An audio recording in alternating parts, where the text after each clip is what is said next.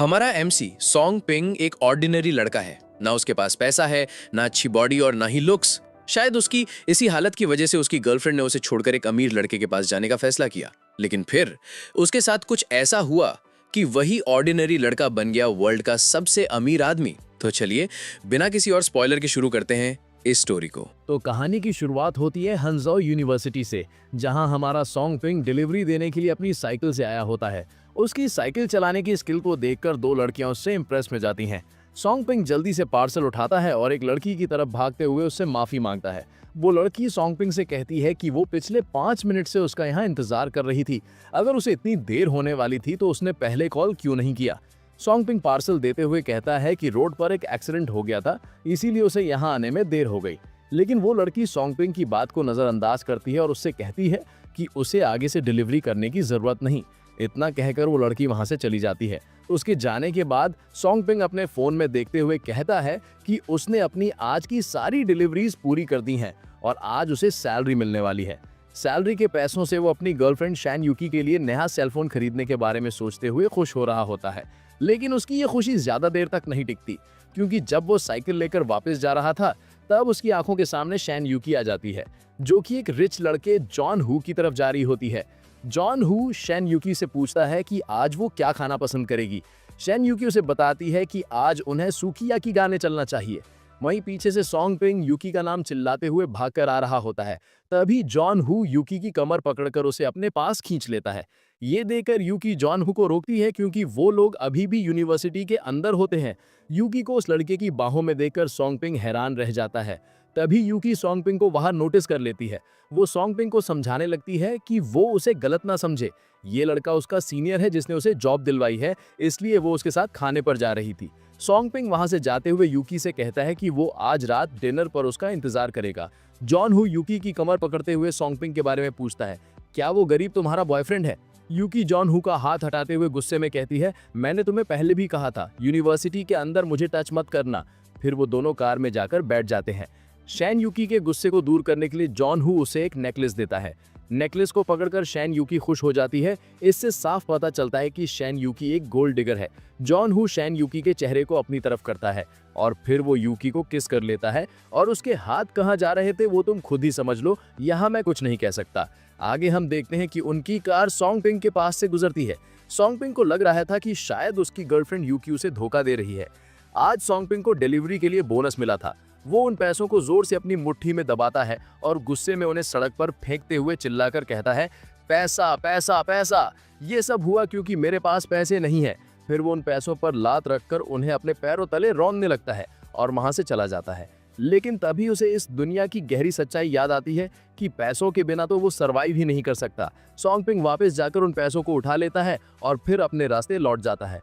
अगले सीन में हमें हंगजाओ यूनिवर्सिटी डॉर्मेट्री का सीन दिखाया जाता है।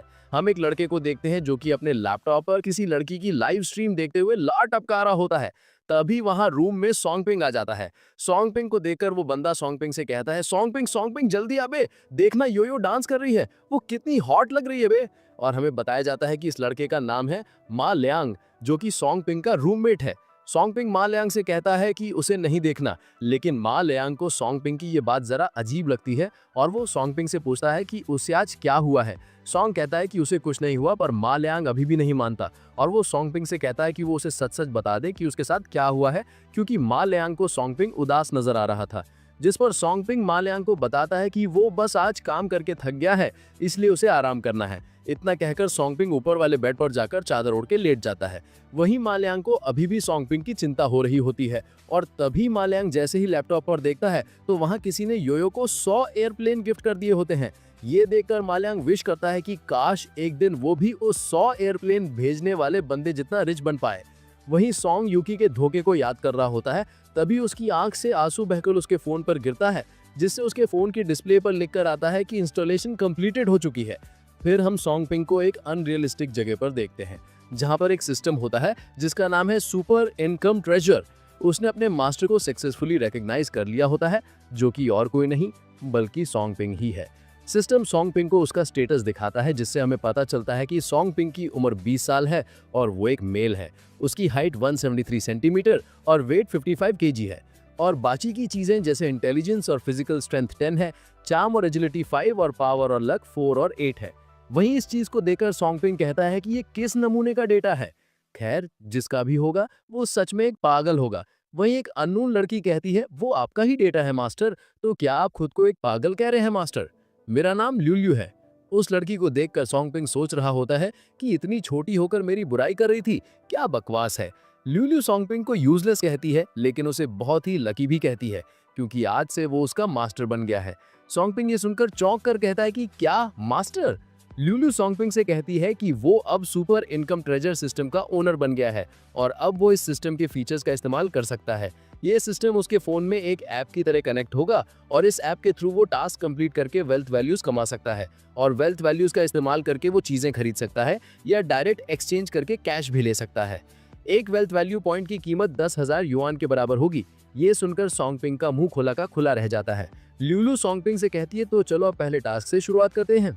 फिर हम देखते हैं कि सोंगपिंग अब सोकर उठ चुका था। उसे लग रहा था कि उसने अभी जो कुछ देखा वो सब एक सपना था, लेकिन जब वो अपने फोन को चेक करता है तो वहां सच में वो super income treasure app download होता है। ये देखकर सोंगपिंग को यकीन हो जाता है कि वो कोई सपना नहीं था। तभी वहां ल्यूल्यू आ जाती है और सोंगपिंग से कहती है, ऑफ कोर्स ये कोई सपना नहीं था। ल्यूल्यू को अचानक वहां देखकर सोंगपिंग हैरानी से चिल्लाता है। चिल्लाने की आवाज सुनकर मा लियांग सोंगपिंग से पूछता है कि वो किस लिए चिल्ला रहा है। सोंगपिंग ल्यूल्यू से धीरे से पूछता है, क्या मा लियांग उसे यानी ल्यूल्यू को नहीं देख सकता?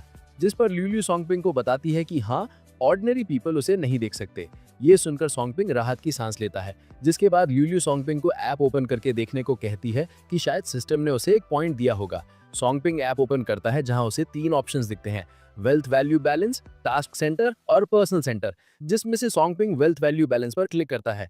उसके बाद वो एक्सचेंज कैश वाले बटन को प्रेस करता है, जिसके बाद उसके फोन पर एक न्यू मैसेज आता है जिसमें उसे 10,000 युआन मिलते हैं, जिससे उसका टोटल बैलेंस अब बढ़कर 10,308 युआन हो जाता है। ये देखकर सोंगपिंग हैरान हो जाता है, लेकिन उसे अभी भी इस चीज पर पूरी तरह भरोसा नहीं हो रहा था, इसलिए वो चेक करने के लिए बैंक जाने का तय करता है।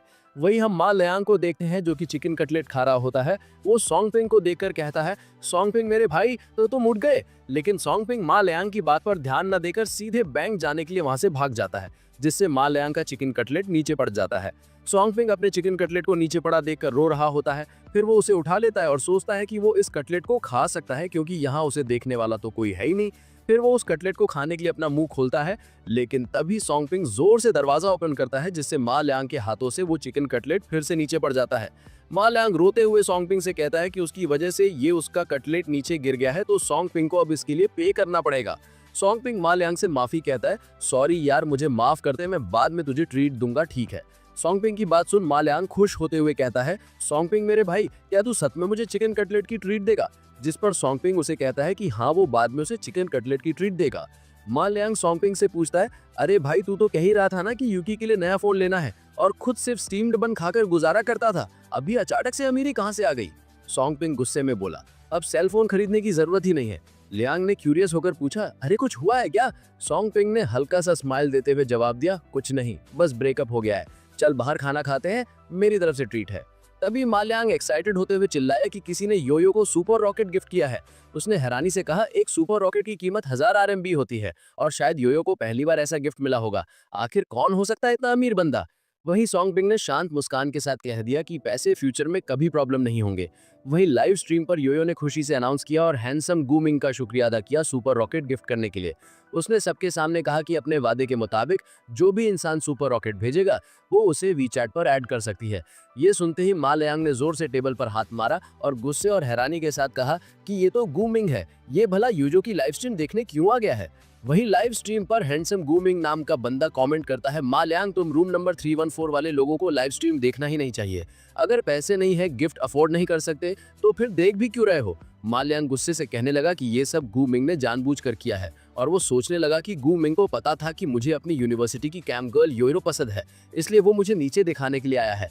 ये सोचते हुए मा लियांग लाइव स्ट्रीम पर कमेंट करता है, गूमिंग तुम चुप रहो, और तुम कहते थे कि योयो में इंटरेस्टेड नहीं हो, फिर अब यहाँ क्यों आए हो। तभी गूमिंग का फ्लैशी मैसेज आया, मैं तो हमेशा से मानता हूँ कि योयो बहुत प्रिटी है, इसलिए मैं गिफ्ट्स भेज देता हूँ, लेकिन तुम लोग इतना टाइम से देख रहे हो, अब तक कोई गिफ्ट भेजा है? योयो का वीचैट पाने का सपना भी मत देखो, तुम 3 लूजर्स, और खासकर तुम्हारा रूममेट सॉन्ग पिंग जो रोज यूनिवर्सिटी में डिलीवरी करता है, उसके पास क्या होगा गिफ्ट भेजने को? तुम लोग भी पार्ट टाइम जॉब कर लो, शायद तब कुछ भेज सको। चैट सेक्शन एकदम गर्म हो गया था। तभी मा लियांग फिर से कमेंट करता है, गूमिंग तुम चुप रहो, और योयो प्लीज इग्नोर हिम, कुछ दिन पहले क्लास में भी वो तुम्हारे बारे में बुरा बोल रहा था। वहीं कमेंट सेक्शन में एक ऑनलोकर कमेंट करता है, योयो तुम इन दोनों गधों को छोड़ो और तुम मुझसे शादी कर लो, ठीक है?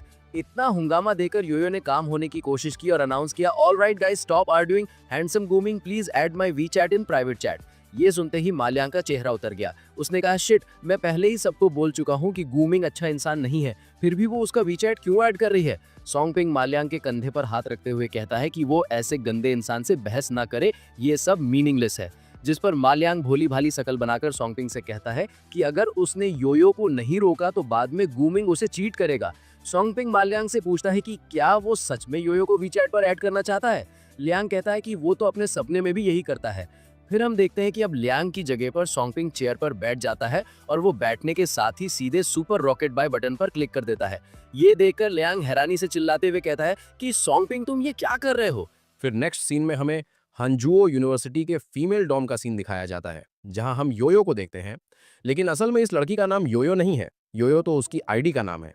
इसका असली नाम है तांग यू, जो कि एक पार्ट टाइम कैम गर्ल है। तांग यू एक्साइटेड होकर अपनी फ्रेंड फे फे से कहने लगती है कि उसने आज एक सुपर रॉकेट रिसीव किया और एक ही पल में कुछ 100 कमाए। तांग यू की फ्रेंड हैरानी से बोलती है कि वो सीरियस है क्या, और कौन इतना रिच है जिसने उसे सुपर रॉकेट भेजा। इस लड़की का नाम है शेन फे फे, जो तांग यू की रूममेट है। तांग यू अपनी फ्रेंड से कहती है कि लगता है ये हमारे स्कूल का ही कोई लोकल टाइकून है, और वो ये भी बताती है कि उसने उसका वीचैट ऐड कर लिया है। उसकी दोस्त हंसकर कहती है कि ये तो सच में एक सुपर रॉकेट निकला, अब तो तांग यू को उसे ट्रीट देना ही पड़ेगा। योयो मुस्कान के साथ जवाब देती है कि हाँ, वो अपना ब्रॉडकास्ट खत्म करके उसे एक फैंसी जगह ले जाएगी। फिर योयो अपने लाइव ऑडियंस से कहती है कि आज के लिए बस यहीं तक, और गूमिंग का शुक्रिया करती है। तभी सिस्टम तांग यू को नोटिफाइड करता है कि ब्रॉडकास्ट स्टूडियो में किसी ने उसे back to back 3 super rocket भेजे हैं। तांग यू देखती है कि वो सभी रॉकेट मा लियांग की आईडी से आए हुए हैं। ये देखकर वो हैरानी से मा लियांग को सुपर रॉकेट भेजने के लिए थैंक्स कहती है। वहीं हम मा लियांग को देखते हैं, जो सॉन्ग पिंग से कह रहा होता है कि उसके पास इतने सारे पैसे कहाँ से हैं कि वो इस तरह से सुपर रॉकेट भेज पा रहा है। हम देखते हैं कि सॉन्ग पिंग ने लाइव स्ट्रीम पर खर्च करने के लिए 3000 RMB का टॉपअप किया होता है। ये देखकर मा लियांग इतना ज्यादा हैरान हो जाता है जैसे कि उसकी सोल उसकी बॉडी से बाहर निकल रही हो। सॉन्ग पिंग लाइव स्ट्रीम पर कमेंट करके योयो को उसे वीचैट पर ऐड करने के लिए कहता है। वहीं ये सब पढ़कर रूम 208 से गूमिंग गुस्से से कह रहा होता है कि मा लियांग जैसे गरीब कुत्ते पर इतने पैसे कैसे हो सकते हैं, और हमें बताया जाता है कि गूमिंग एक सेकंड जनरेशन का रिच लड़का है। वहीं अब लाइव स्ट्रीम पर तांग यू लियांग को वीचैट पर ऐड कर लेती है। गूमिंग को लग रहा था कि लियांग ने जो गिफ्ट्स भेजे हैं उनकी कीमत 3000 थी। उसके दिमाग में ये ख्याल आया है कि लियांग ने अपनी 2 महीने की कमाई इसके लिए खर्च कर दी होगी। वहीं उसके बगल में खड़ा चैन गांग, जो गूमिंग का रूममेट है, वो गूमिंग से कह रहा होता है कि क्या वो उनके क्लास में पढ़ने वाले उस गरीब मा लियांग की बात कर रहा है। गूमिंग मुस्कुराकर कहता है, हाँ, ये बंदा कितना फनी है, मुझसे अपनी इज्जत बचाने के लिए कैम गर्ल पर 3000 के रॉकेट सेंड कर दिए। चैन गांग कहता है कि क्या वो लड़की उनकी यूनिवर्सिटी में पढ़ने वाली कैम गर्ल यूयू है, जिस पर गूमिंग हंसते हुए कहता है कि उसने बिल्कुल सही अंदाजा लगाया, और वो ये भी कहता है कि यूयू बहुत ही क्वाइट है, इसलिए मा लियांग जैसा गरीब लड़का भी उसे पाने के सपने देख रहा है। चैन गांग थरकी की तरह कहता है कि उसने यूयू को पहले भी देखा था, वो वाकई क्वाइट है, लेकिन उसे यूयू की फ्रेंड फेफे भी पसंद है। गूमिंग ने एक्साइटमेंट से कहा, हे, आज रात में उसे डेट पे पूछता हूँ, क्या ख्याल है, साथ चले? मैं उसे बोलूंगा कि अपनी रूममेट को भी ले आए। चेंगांग गूमिंग से पूछता है कि तुमने उसका वीचैट ले लिया? गूमिंग चेंगांग को बताते हुए कहता है, हाँ, 1000 RMB लग गए। अगर आज रात उसके साथ मस्ती नहीं की तो मेरे पैसे का बड़ा नुकसान होगा। चेंगांग गूमिंग को उड़ाते हुए कहता है, आहा, मेरे छुपे रुस्तम, तू तो बड़ा इंप्रेसिव निकला। जिस पर गूमिंग कहता है, अभी तो मुझे सही से जानता ही कहाँ है। फिर नेक्स्ट सीन में हमें रूम 314 का सीन दिखाया जाता है, जहां मा लियांग एक्साइटेड होकर सॉन्ग पिंग से कह रहा होता है कि यू ने उसे वीचैट पर ऐड कर लिया है। सॉन्ग पिंग उससे पूछता है कि अब वो खुश है ना। मा लियांग अपनी खुशी बताते हुए कहता है कि उसे तो ऐसा लग रहा है जैसे वो आसमान में उड़ रहा हो। लेकिन फिर मा लियांग थोड़ा काम होकर सॉन्ग पिंग से उन पैसों के बारे में पूछता है कि उसके पास अचानक इतने सारे पैसे कहां से आ गए। सॉन्ग पिंग ने अब तक कोई बहाना नहीं सोचा था, लेकिन उसे कुछ ना कुछ तो कहना ही था, इसलिए वो कहता है कि उसे लॉटरी लगी है। ये सुनकर मा लियांग फिर से एक्साइटेड होकर कहता है, वाह तेरी लॉटरी लगी, कितनी युआन की लगी, बताना भाई बताना। सॉन्ग पिंग चेहरे पर हल्की सी स्माइल के साथ कहता है कि उसे 50,000 युआन की लॉटरी लगी है। ये सुनकर मा लियांग का मुंह खुला का खुला रह जाता है और वो सॉन्ग पिंग को पार्टी देने के लिए कहता है। सॉन्ग पिंग कपड़े चेंज करते हुए कहता है कि जब वू काई वापस आ जाएगा तो वो तीनों मिलकर आज बाहर डिनर करेंगे। ये सुन मा लियांग अभी के अभी रेडी होने के लिए नहाने चला जाता है। फिर सॉन्ग पिंग उस सुपर इनकम ट्रेजर ऐप को ओपन करता है, जहां उसे उसका फर्स्ट मिशन मिलता है। उसका मिशन ये होता है कि उसे एक हाई क्लास रेस्टोरेंट में 5,000 युआन से ज्यादा खर्च करना है। रिवॉर्ड कंप्लीट होने पर उसे 2 वेल्थ वैल्यू पॉइंट्स मिलेंगे। मिशन देखकर सॉन्ग पिंग को लगता है कि ये मिशन तो उसके लिए बहुत ईजी है, क्योंकि यहाँ बस पैसे खर्च करने और कुछ नहीं। तभी वहाँ लुइलू आती है और सॉन्ग पिंग को बताते हुए कहती है कि उसे अभी ज्यादा खुश होने की जरूरत नहीं है, क्योंकि पहले कुछ मिशन उसे उसकी गरीबी से बाहर निकालने के लिए हैं, और जब वो थोड़ा रिच बनेगा तब असली मिशन स्टार्ट होंगे। सॉन्ग पिंग फोन को देखते हुए कह रहा होता है कि उसे चाहे कोई भी मिशन क्यों ना मिले, वो उसे कंप्लीट करके ही दिखाएगा। फिर वो अपने रूम को देखते हुए सोचता है कि एक दिन वो सब कुछ बदल देगा। तभी उसके फोन पर एक न्यू मैसेज आता है। सॉन्ग पिंग समझ जाता है कि ये मैसेज शेन यूकी का है। यूकी ने मैसेज करके सॉन्ग पिंग को मिलने के लिए कहा होता है, जिस पर सॉन्ग पिंग भी ओके रिप्लाई कर देता है। फिर नेक्स्ट सीन में हमें हांजुओ यूनिवर्सिटी के बाहर का सीन दिखाया जाता है। सॉन्ग पिंग वहां एक न्यू स्मार्टफोन लेकर आया होता है। तभी वहां यूकी भी आ जाती है। सॉन्ग पिंग यूकी के आते उसके हाथ में स्मार्टफोन थमाते हुए कहता है, तुम यहाँ इसी के लिए आई थी ना। सॉन्ग पिंग की ये रूड टोन सुनकर यूकी हैरान हो जाती है। सॉन्ग पिंग यूकी से कहता है, मुझे पता है तुम्हें अब इसकी जरूरत नहीं है, लेकिन मैंने तुमसे प्रॉमिस किया था, ये फोन ले लो और आगे से मुझे कांटेक्ट करने की जरूरत नहीं है। ये बात सुनकर यूकी और भी ज्यादा शॉक हो जाती है। सॉन्ग पिंग कहता है, हाँ मैं सॉन्ग पिंग शायद एक ऑर्डिनरी लड़का हूँ, लेकिन मेरे पास तुम सोच रही हो उससे ज्यादा चॉइसेस हैं। फिर सॉन्ग पिंग वहां से जाते हुए कहता है कि पैसा ही सब कुछ नहीं होता। सॉन्ग पिंग के वहां से जाने के बाद यूकी के पास जॉन हू आता है। वो यूकी के कंधे पर हाथ रखकर उसे पूछता है कि क्या उसका ब्रेकअप हो गया है। यूकी उसे हाँ में जवाब देती है। यूकी को उदास देखकर जॉन हू उसे आज रात सी फूड बफे खाने के लिए पूछता है, जिस पर यूकी भी तैयार हो जाती है। फिर जॉन हू यूकी की कमर पर हाथ रखता है और दोनों वहां से चले जाते हैं। फिर नेक्स्ट सीन में हमें हैंगचेंग सिटी की बिजनेस स्ट्रीट का नजारा दिखाया जाता है और अब शाम भी हो चुकी होती है। उसी स्ट्रीट पर हम सॉन्ग पिंग और मा लियांग को देखते हैं, जो एक रेस्टोरेंट में डिनर करने के लिए जा रहे होते हैं। फिर वो दोनों एक लग्जरियस रेस्टोरेंट में चले जाते हैं, जहां का इंटीरियर देखकर मा लियांग खुशी से भर जाता है। तभी उन दोनों के पास एक वेट्रेस आती है और पोलाइटली पूछती है कि वो कितने लोग हैं। सॉन्ग पिंग जवाब देता है कि वो 3 लोग हैं, उसका एक फ्रेंड थोड़ी देर में आ जाएगा। हमें बताया जाता है कि इस वेट्रेस का नाम यांग शिन है। यांग शिन उन दोनों को उसके पीछे आने के लिए कहती है। वहीं यांग शिन की बॉडी को देखकर मा लियांग उस पर फ्लैट हो जाता है। वो सॉन्ग पिंग से कहता है, ये रेस्टोरेंट तो अच्छा है ही, लेकिन यहाँ की वेट्रेस तो और भी ज्यादा प्रिटी है। जिस पर सॉन्ग पिंग मुस्कुराकर उससे पूछता है कि उसे अमीर बनना अच्छा लग रहा है। मा लियांग तुरंत हाँ कहता है, लेकिन तभी वो रेस्टोरेंट में किसी को खाते देखकर सॉन्ग पिंग से थोड़ा सीरियस होते हुए बोलता है, भले तो लॉटरी से इतने पैसे कमा चुका है, लेकिन ज्यादा खर्च करना ठीक नहीं, वरना तो जल्दी फिर से गरीब बन जाएगा।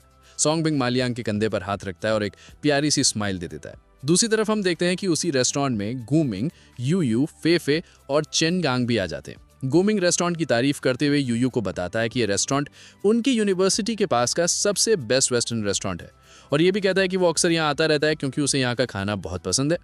तभी फेफे यूयू के कान के पास हल्की आवाज में कहती है कि उसने सुना है इस जगह का एवरेज बिल 500 RMB से ज्यादा होता है। ये सुनकर यूयू थोड़ा हैरान हो जाती है। फिर वो गुमिंग को उसे यहाँ इनवाइट करने के लिए सॉफ्टली थैंक्स कहती है। गुमिंग उसे स्माइल करते हुए कहता है कि वो फ्यूचर में भी उसे यहाँ खाने पर लाता रहेगा। वहीं चैनगांग भी पीछे नहीं हटता। वो फेफे की तरफ देखकर कहता है, हाँ चलो अब से हम अक्सर बाहर घूमने आया करेंगे और यहाँ का डिलीशियस खाना भी इंजॉय करेंगे।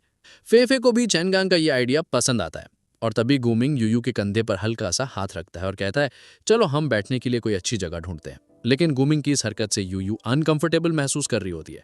फिर वो गुमिंग के हाथ को दूर हटा देती है।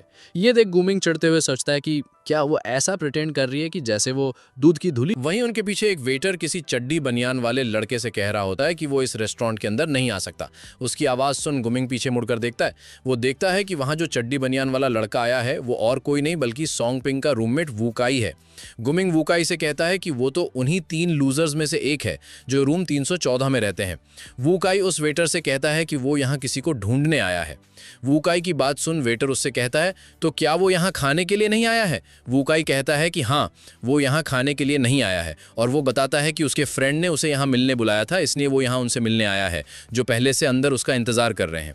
गुमिंग वूकाई का मजाक उड़ाते हुए उससे कहता है कि उसे पता भी है कि वो किस जगह पर आया है, उसके 2 फ्रेंड्स ने उसे यहाँ खाने पर बुलाया है, क्या मजाक है। जिस पर वूकाई गुमिंग को रोस्ट करते हुए कहता है कि कोई भी उसे गूंगा नहीं समझेगा अगर वो 2 मिनट अपना मुंह बंद रखे। तभी वहाँ सोंगपिंग और मालियांग दोनों आ जाते हैं। सोंगपिंग वेटर से कहता है कि वूकाई उसका फ्रेंड है, इसलिए उसे अंदर आने दिया जाए।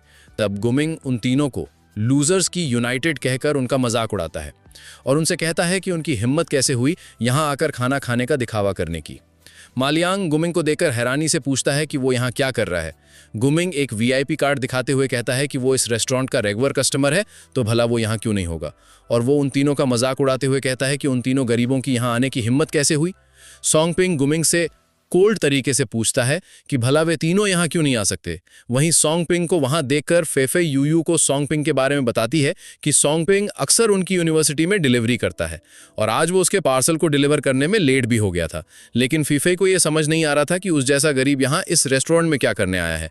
गुमिंग यूयू को मालियांग के बारे में बताते हुए कहता है, आओ यूयू माइलो, ये वही इंसान है जिसने आज तुम्हारे लिए अपनी सारी बचत खर्च कर दी। मालियांग गुस्से में गुमिंग पर चिल्लाते हुए कहता है कि वो बहुत ज़्यादा बोल रहा है, लेकिन गुमिंग यूयू का हाथ पकड़कर कहता है, क्यों, क्या मैं सच नहीं बोल रहा? तुम यूयू को जानना नहीं चाहते? मैं अभी उसे तुम लोगों से इंट्रोड्यूस करवाता हूँ। यूयू, ये मत देखो कि इसने तुम्हें गिफ्ट दिए, ये लड़का हमारी क्लास में फेमस है उसकी गरीबी के लिए। यूयू हैरान होकर कहती है, लेकिन तुम ये मुझे क्यों बता रहे हो? गुमिंग तीखी आवाज में जवाब देता है, मुझे डर है कि कहीं ये लड़का तुम्हें अपने जाल में ना फंसा ले। इसने तुम्हारा वीचैट पाने के लिए अपने 2 महीने की सेविंग्स उड़ा दी हैं और ये बस अमीर होने का नाटक कर रहा है। जैसे कि तुम देख सकती हो, आज शायद इसने पहले ही पता कर लिया था कि तुम यहाँ आने वाली हो, इसलिए कि यहाँ भी प्रिटेंड करने आ गया। गुमिंग की बात सुन मालियांग का गुस्सा और भी भड़क उठता है, पर फिर वो लोग खाने के लिए अंदर जाने लगते हैं। वहीं सोंगपिंग मालियांग से कहता है कि वो उन लोगों को इग्नोर करे, जिस पर मालियांग उदास होकर कहता है, वैसे वो लोग जो कह रहे हैं गलत नहीं बोल रहे। अगर तुम प्राइज़ नहीं जीते होते तो मैं यहाँ खाना कैसे खाता? इवन अगर मैंने यूयू का वीचैट ऐड कर भी लिया, मेरे पास उससे डेट करने के लिए एक पैसा भी नहीं है। ये सुनकर सोंगपिंग जज्बे के साथ कहता है, ये तुम क्या कह रहे हो और किसने कहा कि हम हमेशा गरीब रहेंगे? तभी वो काई क्यूरियस होकर सोंगपिंग से पूछता है कि ये सब क्या चल रहा है और वो लोग यहाँ खाना खाने क्यों आए हैं। सोंगपिंग मुस्कान के साथ अपने फ्रेंड से कहता है कि अंदर चलो, और वो ये भी वादा करता है कि आज वो उन्हें बिल्कुल भी निराश नहीं करेगा। फिर हम देखते हैं कि सोंगपिंग और उसके दोस्त उन्हीं लोगों के पास वाले टेबल पर जाकर बैठते हैं। गुमिंग मेन्यू को देखते हुए सोच रहा होता है कि आज उसने काफ़ी सारे पैसे गिफ्ट्स पर उड़ा दिए हैं, इसलिए आज उसके पास खाना खाने के लिए ज़्यादा पैसा नहीं है। मेन्यू में 3 डिशेस दिखाई देती हैं। पहली डिश है टेंडरलॉइन सेट, जिसका प्राइस है 888 RMB। दूसरी डिश है सरलॉइन, जिसका प्राइस है 799 RMB। और लास्ट डिश, जो कि इस रेस्टोरेंट की सबसे चीप डिश है, वो है मोरी स्टेक, जिसका प्राइस है 299 RMB। गुमिंग मेन्यू देखने के बाद वेटर को ऑर्डर देता है, 4 सेट्स मोरी स्टेक ले आओ और हर एक के लिए एक स्टेक मशरूम सूप भी। जिसके बाद वेटर स्माइल करते हुए पूछता है कि उन्हें कुछ और भी चाहिए। इस पर गुमिंग कहता है कि अभी के लिए बस इतना ही ले आओ, और फिर अपने फ्रेंड से कहता है कि वो इस रेस्टोरेंट से फेमिलियर है, इसलिए उसने उन सब के लिए बेस्ट डिशेस ऑर्डर की हैं, जिन्हें खाकर वो सब सेटिस्फाइड फील करेंगे। वहीं दूसरी तरफ सोंगपिंग यांगसिन को ऑर्डर देता है, 3 सेट्स टेंडरलॉइन सेट मील ले आओ और 3 सेट्स फ्रेंच पैन फ्राइड फुआ ग्रा सैलेड भी, और हाँ, हमारे लिए एक बॉटल पेरियर जॉय भी ले आना। यांगसिन कंफर्म करने के लिए ऑर्डर रिपीट करती है, ठीक है सर। टेंडरलॉइन सेट मील हर सेट 888 RMB है, फुआग्रा सैलेड हर सेट 199 RMB है और पेरियर जुए की एक बॉटल 1699 RMB है। क्या ये सही है? सोंगपिंग मुस्कुराते हुए कहता है, हाँ, सब सही है, अब तुम बस जल्दी से खाना ले आओ। उधर गुमिंग अपने मन ही मन सोच रहा होता है, ये गरीब लोग अपने बाप दादा की प्रॉपर्टी बेचकर यहाँ खाना खाने आ गए लगते हैं, लेकिन बाद में मैं इनकी औकात एक्सपोज करूँगा। तभी यांगसिन सोंगपिंग को बिल कंफर्म करके बताती है, सर आपका टोटल 4960 RMB हुआ है, और अगर आप आज का बिल 8000 RMB से ज़्यादा का करते हैं तो हम आपको एक प्रीमियम मेंबरशिप कार्ड गिफ्ट करेंगे। ये सुनकर गुमिंग के चेहरे पर एक घमंडी सी मुस्कान आ जाती है। अब देखना, ये सोंगपिंग कुछ नहीं कर पाएगा, इसकी औकात ही नहीं है कि और ऑर्डर करे। लेकिन तभी सोंगपिंग रिलैक्स टोन में बोलता है, ओके, तो जो 2 लड़कियां मेरे साइड वाले टेबल पर बैठी हैं, उनके लिए मेरे मील के 2 सेट और पेरियर जुए की एक बॉटल ओपन करके भेज दो। ये सुनकर उन चारों के होश उड़ जाते हैं। गुमिंग सोचता है, ये तो बस हवा में बात कर रहा है, मजाक कर रहा है, पर अगले ही पल वेटर यूयू और फेफे के लिए टेबल पर वो खाना रख देता है जो सोंगपिंग ने ऑर्डर किया था। सोंगपिंग शान से गुमिंग की तरफ देखकर कहता है, मिस्टर गु, क्योंकि आप रिच हैं तो मैं आप जैसी हस्ती को ट्रीट देकर आपकी इंसल्ट नहीं करूंगा, और वो यूयू और फेफे की तरफ देखकर कामली बोलता है, खाने को एंजॉय करना। यूयू सोंगपिंग को खाने के लिए थैंक्स कहती है। तभी गूमिंग गुस्से में कहता है कि तुम लोग सोंगपिंग का मंगवाया हुआ खाना मत खाना, मैं तुम सबके लिए वही खाना ऑर्डर करता हूँ। और वो वेटर को बुलाने लगता है, लेकिन फेफे उसे रोकती है और कहती है कि इसकी कोई ज़रूरत नहीं है क्योंकि सोंगपिंग ऑलरेडी खाना मंगवा चुका है।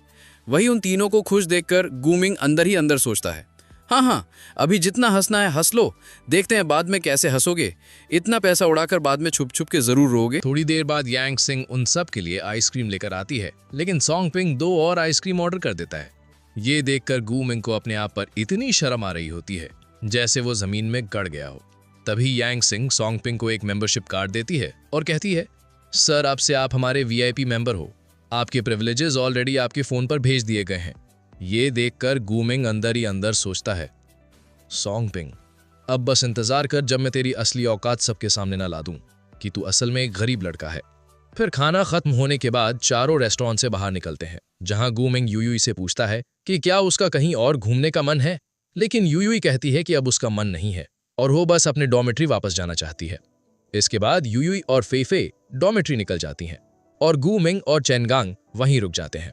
दोनों लड़कियों के जाने के बाद गूमिंग गुस्से से दीवार पर जोर से मुक्का मारता है। तभी चेनगांग उससे कहता है, ये सोंगपिंग कब से इतना अमीर बन गया, इसके पास तो बुक खरीदने के भी पैसे नहीं होते थे। लेकिन तू चिंता मत कर गूमिंग, मैं तेरे लिए इसका राज जरूर पता लगाऊंगा। अगले सीन में दिखाया जाता है कि सोंगपिंग, मा लियांग और वू काय भी रेस्टोरेंट से खाना खाकर बाहर निकलते हैं, जहां मा लियांग खाने की बहुत तारीफ करता है। तभी वू काय सोंगपिंग से पूछता है कि तेरे पास इतने पैसे आए कहां से। सोंगपिंग उन्हें बताता है कि उसने एक लॉटरी जीती थी, जिस पर वू काय तुरंत पूछता है कि कितने की लॉटरी लगी थी। और उनकी बात सुनकर दूर से चेनगांग सोचता है, तो इसने लॉटरी जीती है, इसी वजह से ये अचानक इतना अमीर बन गया। फिर सीन शिफ्ट होता है रूम 314 में, जहां अब वो तीनों आ गए होते हैं। वू काई सोंगपिंग को समझाते हुए कहता है, सोंगपिंग मुझे लगता है कि तुम अभी भी बहुत केयरलेस हो, तुम 50,000 के प्राइस में से ऑलरेडी 8,000 उड़ा चुके हो। सोंगपिंग मुस्कुराते हुए कहता है, कोई बात नहीं, वैसे भी हमने कई दिनों से कुछ अच्छा खाया नहीं था। मा लियांग भी वू काई की बात पर सहमत होकर कहता है कि सोंगपिंग को बचे हुए पैसे का कम से कम इस्तेमाल करना चाहिए, लेकिन सोंगपिंग अपने बेड पर जाते हुए कहता है कि उसे पता है कि वो क्या कर रहा है, इसलिए उन्हें उसकी चिंता करने की जरूरत नहीं। फिर सोंगपिंग अपने फोन में देखता है, जहां उसे 2 वेल्थ वैल्यू पॉइंट्स मिले होते हैं और वो उन पॉइंट्स को कैश में रिडीम कर लेता है, जिससे उसके अकाउंट में 20,000 और आ जाते हैं। तो अभी ल्यूलियो आ जाती है और सोंगपिंग को बताती है कि उसे पॉइंट्स सिर्फ कैश एक्सचेंज के लिए नहीं यूज करने चाहिए, क्योंकि उन पॉइंट्स का और भी तरीके से फायदा उठाया जा सकता है। सोंगपिंग हैरानी से पूछता है, वो पॉइंट्स और कैसे यूज कर सकते हैं, जिसके जवाब में ल्यूलियो कहती है, तुम पॉइंट्स से सुपर गेन शॉप से खरीद सकते हो और सुपर इनकम ट्रेजर को अपग्रेड भी कर सकते हो। ये सुनकर सोंगपिंग और भी हैरान होता है और पूछता है, सुपर इनकम ट्रेजर को अपग्रेड करने से क्या होगा। ल्यूलियो उसे बताती है कि अभी तुम्हारा super income treasure level low है, लेकिन अगर तुम उसे अपग्रेड करोगे तो तुम ज्यादा पॉइंट्स कमा पाओगे। फिर सोंगपिंग ल्यूलियो से पूछता है कि उसे सुपर इनकम ट्रेजर को अपग्रेड करने के लिए कितने पॉइंट्स की जरूरत होगी, जिसके जवाब में ल्यूलियो कहती है, अगर तुम्हें अपग्रेड करना है तो तुम्हें 10 पॉइंट्स देने होंगे और आगे जाके अगर तुम और अपग्रेड्स करोगे तो पॉइंट्स और भी ज्यादा लगेंगे। ये सुनकर गुई हैरान होकर सोचता है कि सुपर इनकम ट्रेजर को अपग्रेड करने के लिए 10 पॉइंट्स देना मतलब 1 लाख युआन। वहीं ल्यूलियो सोंगपिंग से कहती है कि उसे इस तरह से हैरान होने की जरूरत नहीं, क्योंकि जब वो सुपर इनकम ट्रेजर को अपग्रेड कर लेगा तो उसे शॉप में और भी कई सारी चीजें मिलेंगी और मिशंस भी अपग्रेड हो जाएंगे, जिससे वो और भी ज्यादा पॉइंट्स कमा सकेगा। ये सुनकर सोंगपिंग तय करता है कि अब वो सुपर इनकम ट्रेजर को अपग्रेड करेगा, इसलिए वो और टास्क्स को एक्सेप्ट करने के लिए ऐप ओपन करता है। ल्यूलियो सोंगपिंग को बताती है कि जब वो सुपर इनकम ट्रेजर को अपग्रेड कर लेगा तो उसे उसकी लाइफ सिचुएशन के हिसाब से टास्क्स मिलेंगे और वो टास्क्स सिचुएशन के हिसाब से चेंज भी होते रहेंगे। फिलहाल सुपर इनकम ट्रेजर का लेवल इतना है कि वो एक साथ 2 टास्क्स एक्सेप्ट कर सकता है। टास्क सेंटर में सोंगपिंग को 2 टास्क दिखते हैं। पहला यह है कि उसे एक गर्ल से किस लेना है और दूसरा यह है कि उसे यांग सिंह की किसी प्रॉब्लम में मदद करनी है। ये दोनों टास्क सोंगपिंग को बहुत अजीब लग रहे होते हैं और वो मुंह बनाते हुए ल्यूलियो से कहता है कि उसे पता है कि इन टास्क्स के पीछे उसी का हाथ है। ल्यूलियो हंसते हुए कहती है कि उसने ये टास्क्स नहीं दिए, ये टास्क्स उसे रैंडमली दिए गए हैं। फिर सोंगपिंग क्यूरियस होकर ल्यूलियो से यांग सिंह के बारे में पूछता है कि वो कौन है, जिस पर ल्यूल्यू बताती है कि टास्क्स में जिस किसी का भी नाम होता है वो वही पर्सन होता है जिसे सोंगपिंग जानता हो या रिसेंटली उससे मिल। एपिसोड स्टार्ट होता है मॉर्निंग के साथ। हम देखते हैं कि सोंगपिंग अभी ब्रश करके रेडी हो रहा होता है। उसे तैयार होता हुआ देख मालियांग सोंगपिंग से पूछता है, ओए सोंगपिंग, तू वीकेंड में इतनी जल्दी तैयार होकर कहाँ जा रहा है? सोंगपिंग जवाब देता है, तू अपनी नींद पूरी कर, मुझे थोड़ा काम है तो उससे पूरा करने में बाहर जा रहा हूँ। फिर नेक्स्ट सीन में हम देखते हैं कि सोंगपिंग अपने डॉर्म से बाहर आ जाता है। वो अपने फोन को देखते हुए सोच रहा होता है, ल्यूल्यू ने कहा था कि ये टास्क रोजाना पूरा होने के बाद रिफ्रेश हो जाएंगे। फायदे ज्यादा उठाने के लिए बेहतर यही है कि रोज एक टास्क पूरा किया जाए। लेकिन मैं इन टास्क को पूरा कैसे करूं? टास्क सेंटर में सोंगपिंग के पास 2 टास्क थे। पहला ये कि उसे किसी लड़की से किस लेना है जिसके बदले उसे 3 वेल्थ वैल्यू पॉइंट्स मिलेंगे, और दूसरा टास्क ये था कि उसे यांगशिन को उसकी मुसीबत में हेल्प करनी है जिसके बदले उसे 5 वेल्थ वैल्यू पॉइंट्स मिलेंगे। जिसके बाद एक लड़की सोंगपिंग को टोकते हुए उसे हैंडबिल देखने को कहती है। उस लड़की को देखकर सोंगपिंग को याद आ जाता है कि ये जो लड़की उसके सामने है ये वही उसके वेस्टर्न रेस्टोरेंट में काम करने वाली वेट्रेस है। उस लड़की को भी सोंगपिंग थोड़ा जाना पहचाना लग रहा होता है। सोंगपिंग कहता है, तुम्हें याद है हम कल वेस्टर्न रेस्टोरेंट में मिले थे? जिसके बाद यांगशिन को भी याद आ जाता है कि उसके सामने खड़ा लड़का वही है जिसने कि कल रेस्टोरेंट में 8000 RMB स्पेंड किया था। सोंगपिंग पूछता है, तुम हैंडबिल क्यों बांट रही हो? क्या तुम वेस्टर्न रेस्टोरेंट में काम नहीं करती थी? यांग बताती है कि हाँ, वो वेस्टर्न रेस्टोरेंट में काम करती है, लेकिन उसके अलावा वो और भी जॉब्स करती है। ये सुन सोंगपिंग को लगता है कि वो यांगशिन का टाइम वेस्ट करवा रहा है, इसलिए वो उसे बाय करके वहां से जाने लगता है। फिर हम एक टकले आदमी को देखते हैं जो कि अपने कुछ आदमियों के साथ यांगशिन की तरफ आगे बढ़ रहा होता है। ओ यांगशिन, तो तुम यहाँ छुपी हुई हो? सोंगपिंग भी उस आदमी को वहां नोटिस कर लेता है। आदमी यांगशिन से कहता है, हम सोच रहे थे कि तुम फिलहाल न जाने कहाँ होगी, लेकिन हमने ये कभी नहीं सोचा था कि तुम यहाँ मिलोगी। यांगशिन काफी घनाई हुई है। ब्रदर हूँ, माफ करना, मैं जानबूझकर तुमसे नहीं छुप रही थी, मैं बस पैसे इकट्ठा कर रही हूँ। तभी ब्रदर हूँ यांगशिन की कमर को पकड़ लेता है। अरे किस लिए? मैंने तो तुमसे कहा था अगर तुम मेरे साथ सो जाओ तो तुम्हारे डैड का जो कर्ज है वो मैं नहीं मांगूंगा, यहाँ तक कि तुम्हारे डैड के इलाज में भी मदद कर सकता हूँ। क्या कहती हो? यांगशिन ब्रदर हु को उसे दूर हटाने को कहती है। ब्रदर हु दांत दिखाते हुए कहता है, मेरी बात नहीं मानोगी तो अभी के अभी मेरे पैसे वापस कर दो। यांगशिन रोते हुए कहती है कि क्या वो उसे 2 दिन का टाइम और दे सकता है। तभी वहां बीच में सोंगपिंग बोलता है, उसने तुमसे कितने पैसे लिए हैं? ब्रदर हु सोंगपिंग से पूछता है कि वो कौन है और वो उन दोनों के मामले में दखल क्यों दे रहा है। सोंगपिंग कहता है कि वो यांगशिन का फ्रेंड है। जिसके बाद हम देखते हैं कि ब्रदर हु ने सिगरेट जला ली होती है। फ्रेंड? उसने मुझसे 5000 युआन उधार लिए हैं, क्या तुम उसके लिए पेमेंट करने वाले हो? वहीं यांगशिन सोंगपिंग को रोकते हुए कहती है कि वो दोनों बिल्कुल स्ट्रेंजर हैं, तो उसे उसके लिए परेशान होने की जरूरत नहीं है। और वो ब्रदर हु से कहती है, ब्रदर हु, मैं सच में तुमके पैसे वापस कर सकती हूँ, बस मुझे 2 दिन और दे दो। ब्रदर हु कहता है कि वो उसे 2 दिन और दे सकता है, लेकिन उसकी कंडीशन ये है कि यांग को उसके साथ नाइट स्पेंड करनी पड़ेगी। बदले में वो उसे 2 दिन का वक्त और दे सकता है। ये सुन पीछे खड़े उसके आदमी भी हंसने लगते हैं। तभी सोंगपिंग बीच में आकर ब्रदर हु के हाथ को हटा देता है। ये देख ब्रदर हु कहता है, साले क्या तुम मरना चाहता है? सोंगपिंग अपने फोन को निकालते हुए कहता है, 5000 ना, चल जल्दी कर और अपना अकाउंट नंबर दे। जिसके बाद हम देखते हैं कि सोंगपिंग ने उसे 5000 युआन ट्रांसफर कर दिए होते हैं। फिर वो यांगशिन को लेकर वहां से जाने लगता है। तभी ब्रदर हु उसे रुकने के लिए कहता है। सोंगपिंग उसे कहता है कि उसे उसके पैसे मिल गए हैं तो फिर वो उन्हें जाने से क्यों रोक रहा है। जिस पर ब्रदर हु कहता है, पैसे तो वापस कर दिए, लेकिन अभी तुमने मेरे हाथ को चोट पहुंचाई, इसका हिसाब अभी देना बाकी है। जिसके बाद ब्रदर हु सोंगपिंग के चेहरे पर एक जोर से पंच मार देता है। फिर वो अपने आदमियों को लेकर वहां से चला जाता है। वहीं सोंगपिंग बेहोश यांगशिन की बाहों में लेटा होता है। अगले सीन में हमें अपार्टमेंट बिल्डिंग का सीन दिखाया जाता है। हम देखते हैं कि सोंगपिंग धीरे धीरे अपनी आंखें खोल रहा होता है। सोंगपिंग अब यांगशिन के घर में था। यांगशिन देखती है कि अब सोंगपिंग उठ गया है। ये देख वो खुश होती है। सोंगपिंग यांगशिन से पूछता है कि वो अभी कहाँ है। यांगशिन बताती है कि वो अभी उसके घर में है। जिसके बाद सोंगपिंग खड़ा होते हुए कह रहा होता है, लेकिन मैं तुम्हारे घर पे क्या कर रहा हूँ? जिस पर यांगशिन सोंगपिंग को बताती है कि वो ब्रदर हु का एक पंच खाकर बेहोश हो गया था, इसलिए वो उसे अपने घर लेकर आई है। जिसके बाद यांगशिन सोंगपिंग के जख्मों पर दवा लगाती है। जिसके बाद वो वहां से जाते वक्त सोंगपिंग से कहती है, यही रुको और आराम करो, मुझे अभी भी काम पर जाना है। आज पैसों के लिए धन्यवाद, मैं तुम्हें वापस करने का कोई रास्ता जरूर निकालूंगी। सोंगपिंग पूछता है कि क्या उसका यहाँ उसके घर पर अकेले रुकना सही होगा। यांगशिन कहती है कि वो यहाँ अकेली ही रहती है तो कोई भी नहीं आएगा। सीधा सीधा मतलब यह है कि सोंगपिंग यहाँ रुक सकता है। यांगशिन के जाने के बाद सोंगपिंग अपने चेहरे को देखते हुए कह रहा होता है, सच में बहुत दर्द हो रहा है उस कंपक गंजे की वजह से। तभी वहां ल्यूल्यू आती है और वो सॉन्गपिंग से कहती है, मैंने तुमसे कहा था कि तुम्हें अपने पूरे वेल्थ वैल्यू पॉइंट्स कैश में एक्सचेंज नहीं करने चाहिए, तुम्हें अपने एट्रीब्यूट्स को भी बढ़ाना चाहिए। सॉन्गपिंग हैरानी से पूछता है, एट्रीब्यूट्स को भी बढ़ाना चाहिए? ल्यू सॉन्गपिंग को उसके एट्रीब्यूट्स के बारे में बताती है, जहां उसके पास इंटेलिजेंस और फिजिकल स्ट्रेंथ 10 है, चार्म और एजिलिटी 5 है, और पावर और लक 4 और 8 है। वेल्थ वैल्यू स्टोर में ऐसी पिल्स मिलती हैं जो तुम्हारे एट्रीब्यूट्स बढ़ा सकती हैं, जैसे अगर तुमने अपनी स्ट्रेंथ बढ़ाई तो तुम्हारी लड़ने की क्षमता भी बढ़ जाएगी। जिसके बाद सॉन्गपिंग को उन 2 मिशन के बारे में याद आता है, जिनमें से एक मिशन पूरा हो चुका था, जो कि है यांगशिन को उसकी प्रॉब्लम में हेल्प करना, जिसके बदले में सॉन्गपिंग को 5 वेल्थ वैल्यू पॉइंट्स मिले होते हैं। जिसके बाद सॉन्गपिंग ऐप में वेल्थ वैल्यू स्टोर ओपन करता है, जहां उसे एट्रीब्यूट्स एनहांस करने की पिल्स दिखती हैं।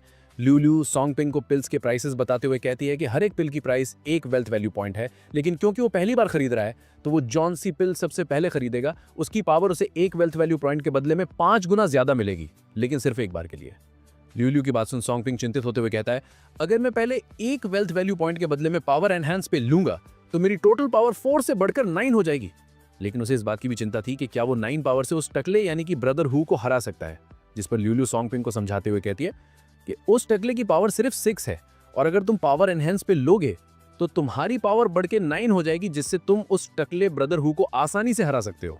ल्यू की बात सुन सॉन्गपिंग एक पावर एनहेंस पिल खरीद लेता है, जिसके बाद वो पिल इंस्टेंटली उसके हाथ में अपीयर हो जाती है।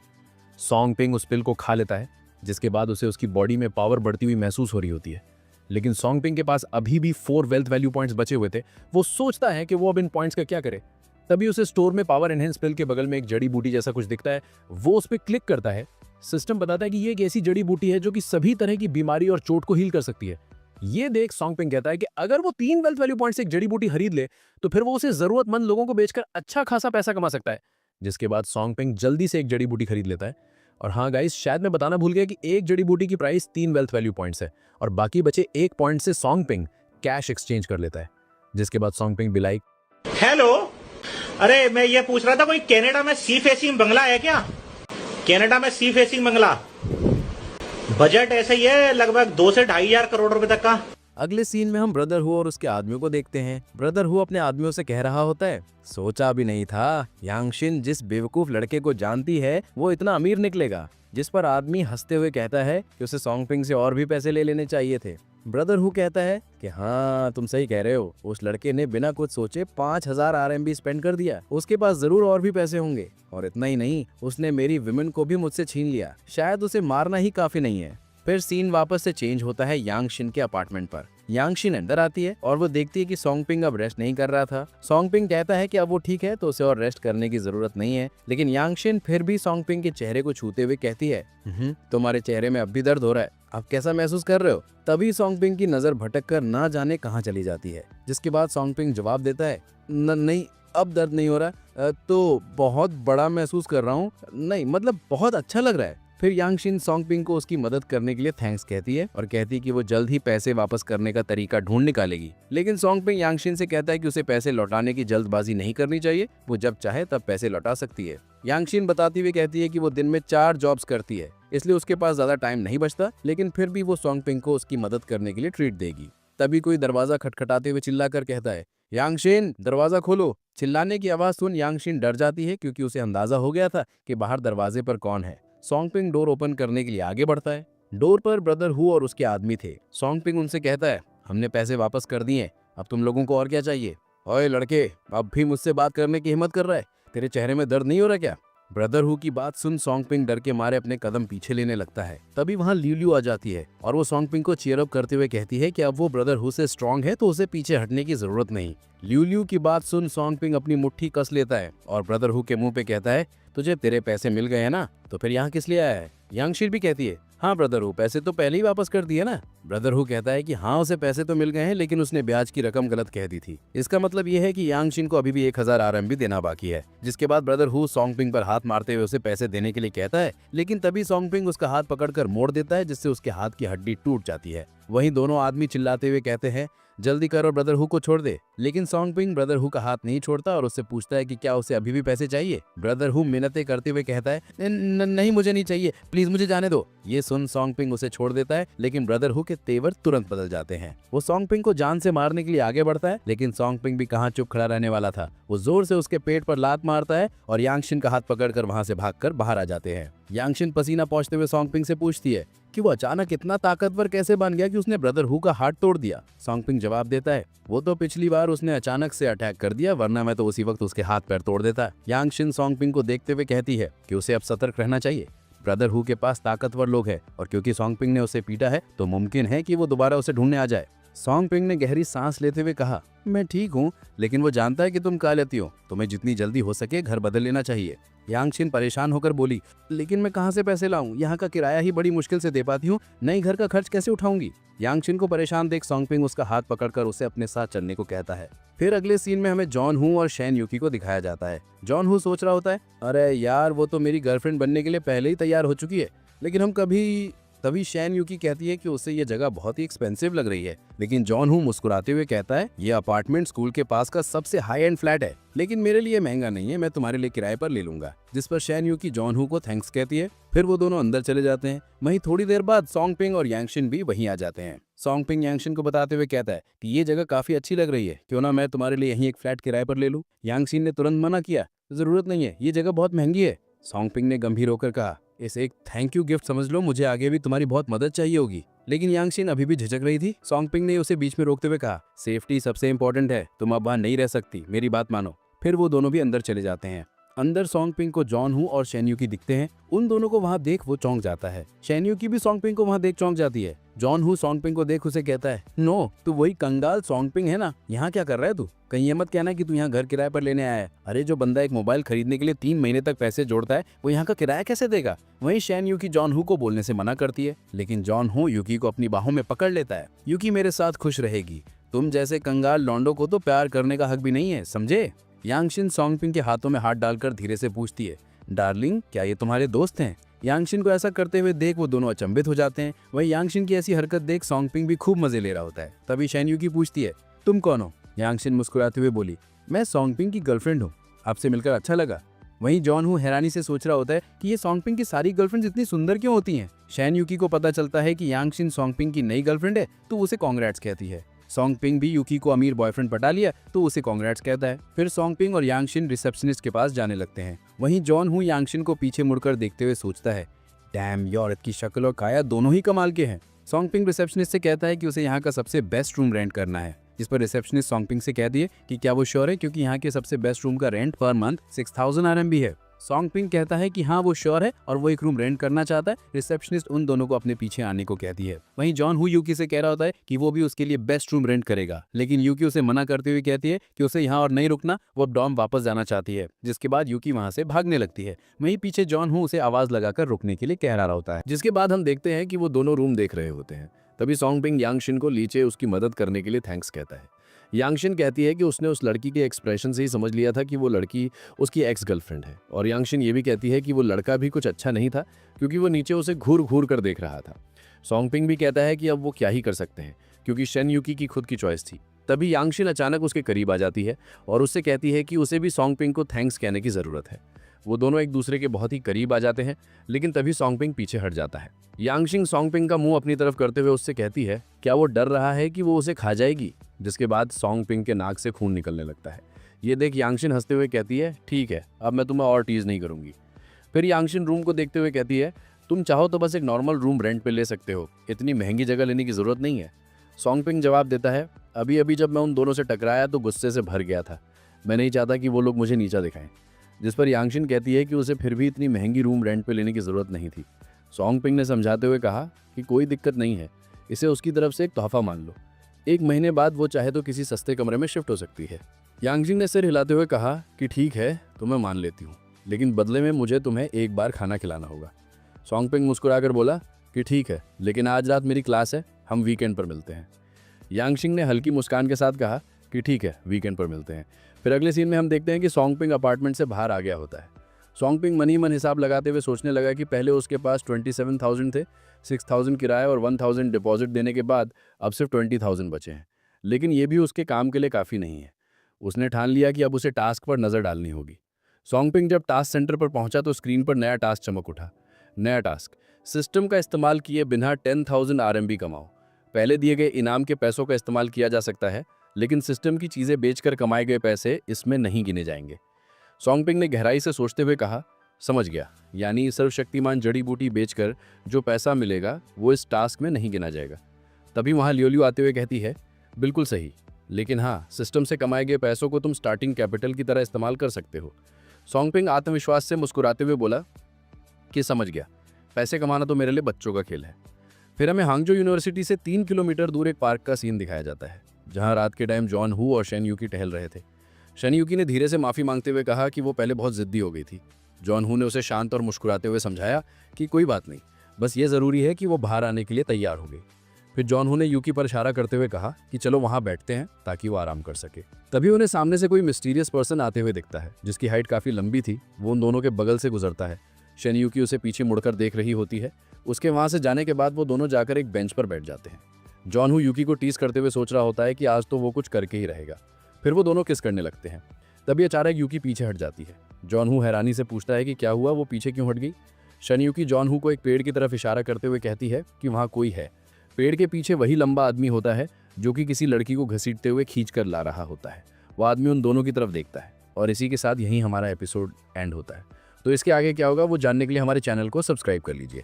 तो फिर मिलते हैं नेक्स्ट एपिसोड के साथ। Thanks for watching. तो एपिसोड की स्टार्टिंग होती है रूम 314 से। सॉन्गपिंग अपने लैपटॉप पर कुछ टाइप कर रहा होता है। उसने टाइप किया होता है कि उसके पास एक सुपर मैजिक ड्रग है जो कि कैंसर जैसी एक खतरनाक बीमारी को भी ठीक कर सकता है। तो अगर किसी को वो चाहिए तो वो उससे कांटेक्ट करे। जिसके बाद सॉन्गपिंग उसे पोस्ट कर देता है और सोचता है कि उसने पोस्ट तो कर दिया है, लेकिन क्या कोई सच में इसे खरीदेगा। लियोलियो ने सॉन्गपिंग को भरोसा दिलाया कि चिंता करने की जरूरत नहीं है, क्योंकि ये डार्क नेट है जहां बहुत से सुपर पावर्ड और अमीर लोग मौजूद हैं। सॉन्गपिंग ने हैरानी से खुद से कहा कि सुपर पावर्ड। तब लियोलियो ने समझाया कि फिलहाल सॉन्गपिंग अभी बहुत कमजोर है, इसलिए उसे अगली बार विस्तार से बताया जाएगा। उसने ये भी कहा कि इंतजार करो जब तक सिस्टम अपग्रेड ना हो जाए। जिस पर सॉन्गपिंग लियोलियो से कहता है कि सिस्टम को अपग्रेड करना बहुत ही मुश्किल है, तो क्यों ना लियोलियो उसे पहले ही सब कुछ बता दे। लेकिन लियोलियो ने समझाया कि सिस्टम भी ज़्यादा टास्क पूरे करने से ही अपग्रेड होगा। सॉन्गपिंग ने हल्की नाराज़गी में कहा कि अभी भी मुझे सस्पेंस में ही रख रही है। तभी अचानक सॉन्गपिंग के कंप्यूटर स्क्रीन पर एक नोटिफिकेशन आया। हेवनली माउंटेन की मेडन ने मैसेज करके पूछा होता है कि सॉन्गपिंग होंगचेंग में कहाँ है और क्या अभी उसके पास समय है। सॉन्गपिंग ने बिना देरी किए तुरंत रिप्लाई किया कि हाँ, उसके पास समय है और वो उससे मिलने के लिए तुरंत निकल रहा है। फिर अगले सीन में हम देखते हैं कि सॉन्गपिंग रास्ते में चलते हुए सोच रहा होता है कि उसने उम्मीद नहीं की थी कि इतनी जल्दी कोई खरीदार मिल जाएगा। लेकिन इस नाम हेवनली माउंटेन की मेडन को देखकर उसके मन में सवाल उठा कि कहीं ये कोई बूढ़ी दादी तो नहीं होगी। फिर उसने खुद को झटकते हुए सोचा कि इससे क्या फर्क पड़ता है, वो यहाँ पैसे कमाने आया है, ना कि कोई रिश्ता जोड़ने। ये सोचते सोचते वो होंगचेंग सिटी के नंबर 1 हॉस्पिटल के बाहर पहुंच जाता है। तभी वहां एक अनजान लड़की आते हुए सॉन्गपिंग से कहती है, तुम तो दिखने में बिल्कुल किसी ऑर्डिनरी पर्सन की तरह लगते हो, क्या तुम एक क्रिमिनल नहीं हो। सॉन्गपिंग इस लड़की को देखता है, फिर शर्माते हुए पूछता है कि क्या वो हेवनली माउंटेन की मेडन है। लड़की ने कहा कि वो तो सिर्फ एक यूजर नेम है। फिर सीधा पूछ लिया कि ड्रग कहाँ है। सॉन्गपिंग ने जल्दी से जवाब दिया कि हाँ, वो दवा लेके आया है। और वो पूछता है कि पेशेंट कहाँ है। लड़की ने बिना समय गंवाए सॉन्गपिंग को इशारा किया और कहा कि वो उसके पीछे आए। फिर हम देखते हैं कि वो लोग पेशेंट पास आ गए होते हैं। लड़की ने गंभीर होकर सॉन्गपिंग की तरफ देखा और बताया कि ये उसका फादर है। उसने कहा कि अगर दवा वास्तव में असरदार साबित हुई तो वो एग्रीमेंट के अनुसार उसे 2 मिलियन RMB का इनाम देगी, लेकिन अगर उसके फादर ठीक नहीं हुए तो। तभी वहाँ 3 बॉडीगार्ड्स आ जाते हैं, जिनमें से बीच वाले का नाम था लिन कॉन्ग। सॉन्गपिंग ने मन ही मन खुद से कहा, लियोलियो मुझे धोखा मत देना, क्या ये दवा सच में असरदार है। लियोलियो कहती है कि हाँ बिल्कुल असरदार है।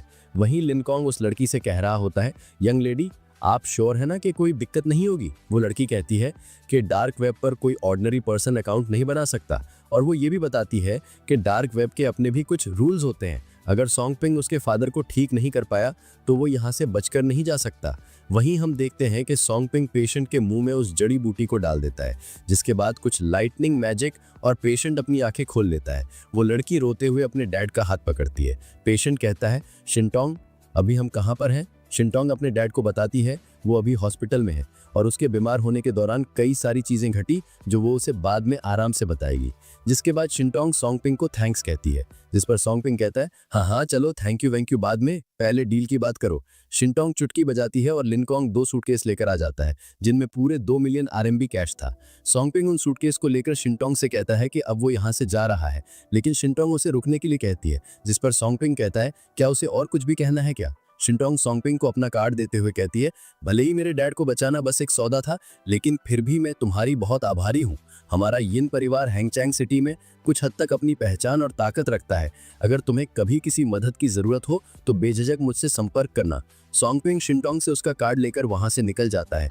वहीं सोंगपिंग के जाने के बाद शिनटोंग लिनकोंग को ऑर्डर देती है कि वो सोंगपिंग की आइडेंटिटी के बारे में पता लगाए।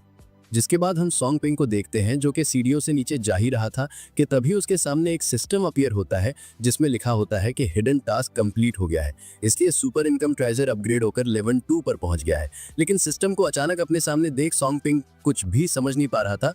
वो ल्यूल्यू से पूछता है कि आखिर ये सिस्टम एग्जैक्टली कहना क्या चाहता है। ल्यूल्यू ने सोंगपिंग को समझाते हुए कहा कि उसने एक हिडन टास्क कंप्लीट कर दिया है जिसकी वजह से सुपर इनकम ट्रेजर अपग्रेड हो चुका है। अब उसे फोन पर निर्भर रहने की जरूरत नहीं है, बस सोचते ही वो सिस्टम खोल सकता है। जिसके बाद सोंगपिंग सिस्टम पर देखता है जहां उसके पास 10 वेल्थ वैल्यू पॉइंट्स और 2 मिलियन वेल्थ पॉइंट्स थे और नीचे की तरफ मेंटल टफनेस और एनर्जी 10 और 14 थी, जिन्हें देख सोंगपिंग थोड़ा हैरान होकर पूछता है कि आखिर ये वेल्थ पॉइंट्स क्या है।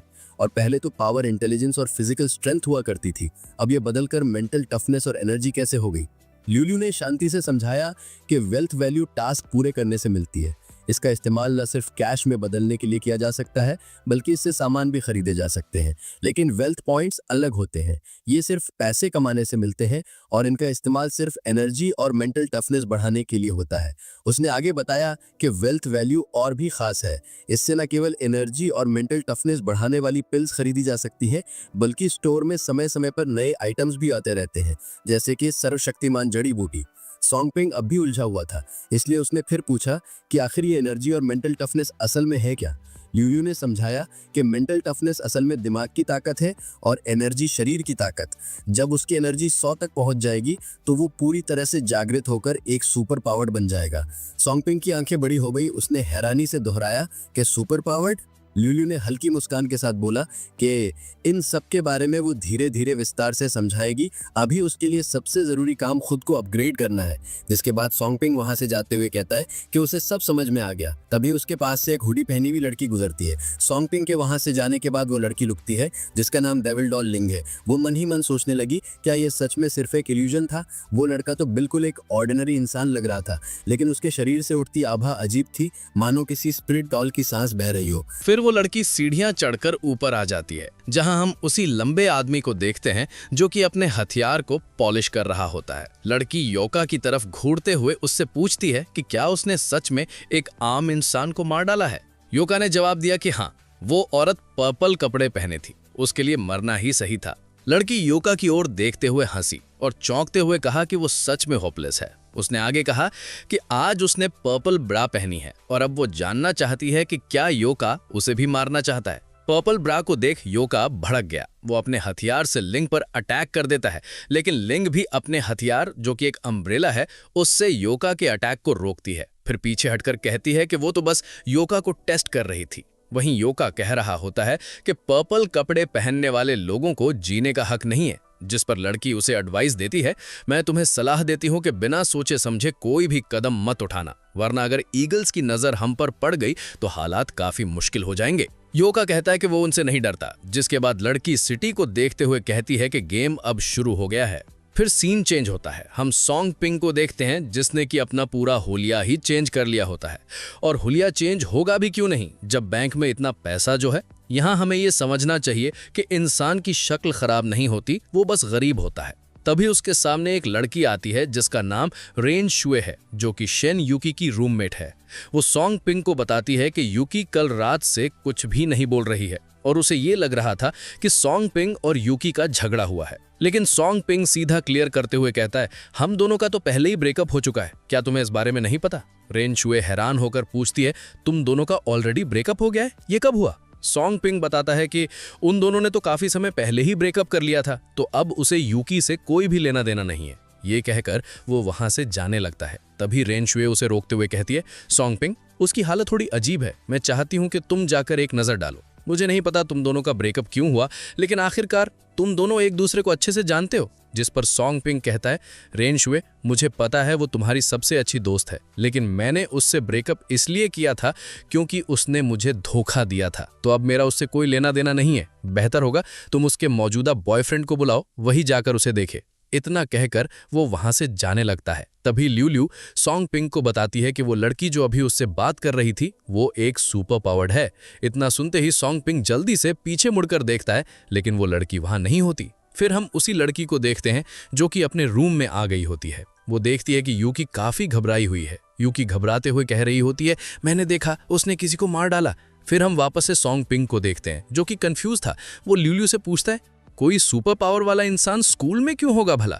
ल्यू जवाब देते हुए कहती है, सुपर पावर वाले कहीं भी मौजूद हो सकते हैं। बहुत से आम इंसान उनका सामना करते हैं, लेकिन उन्हें असली सच कभी पता नहीं चलता। लेकिन अब वक्त आ गया है कि तुम्हें और खास बातें बताऊं।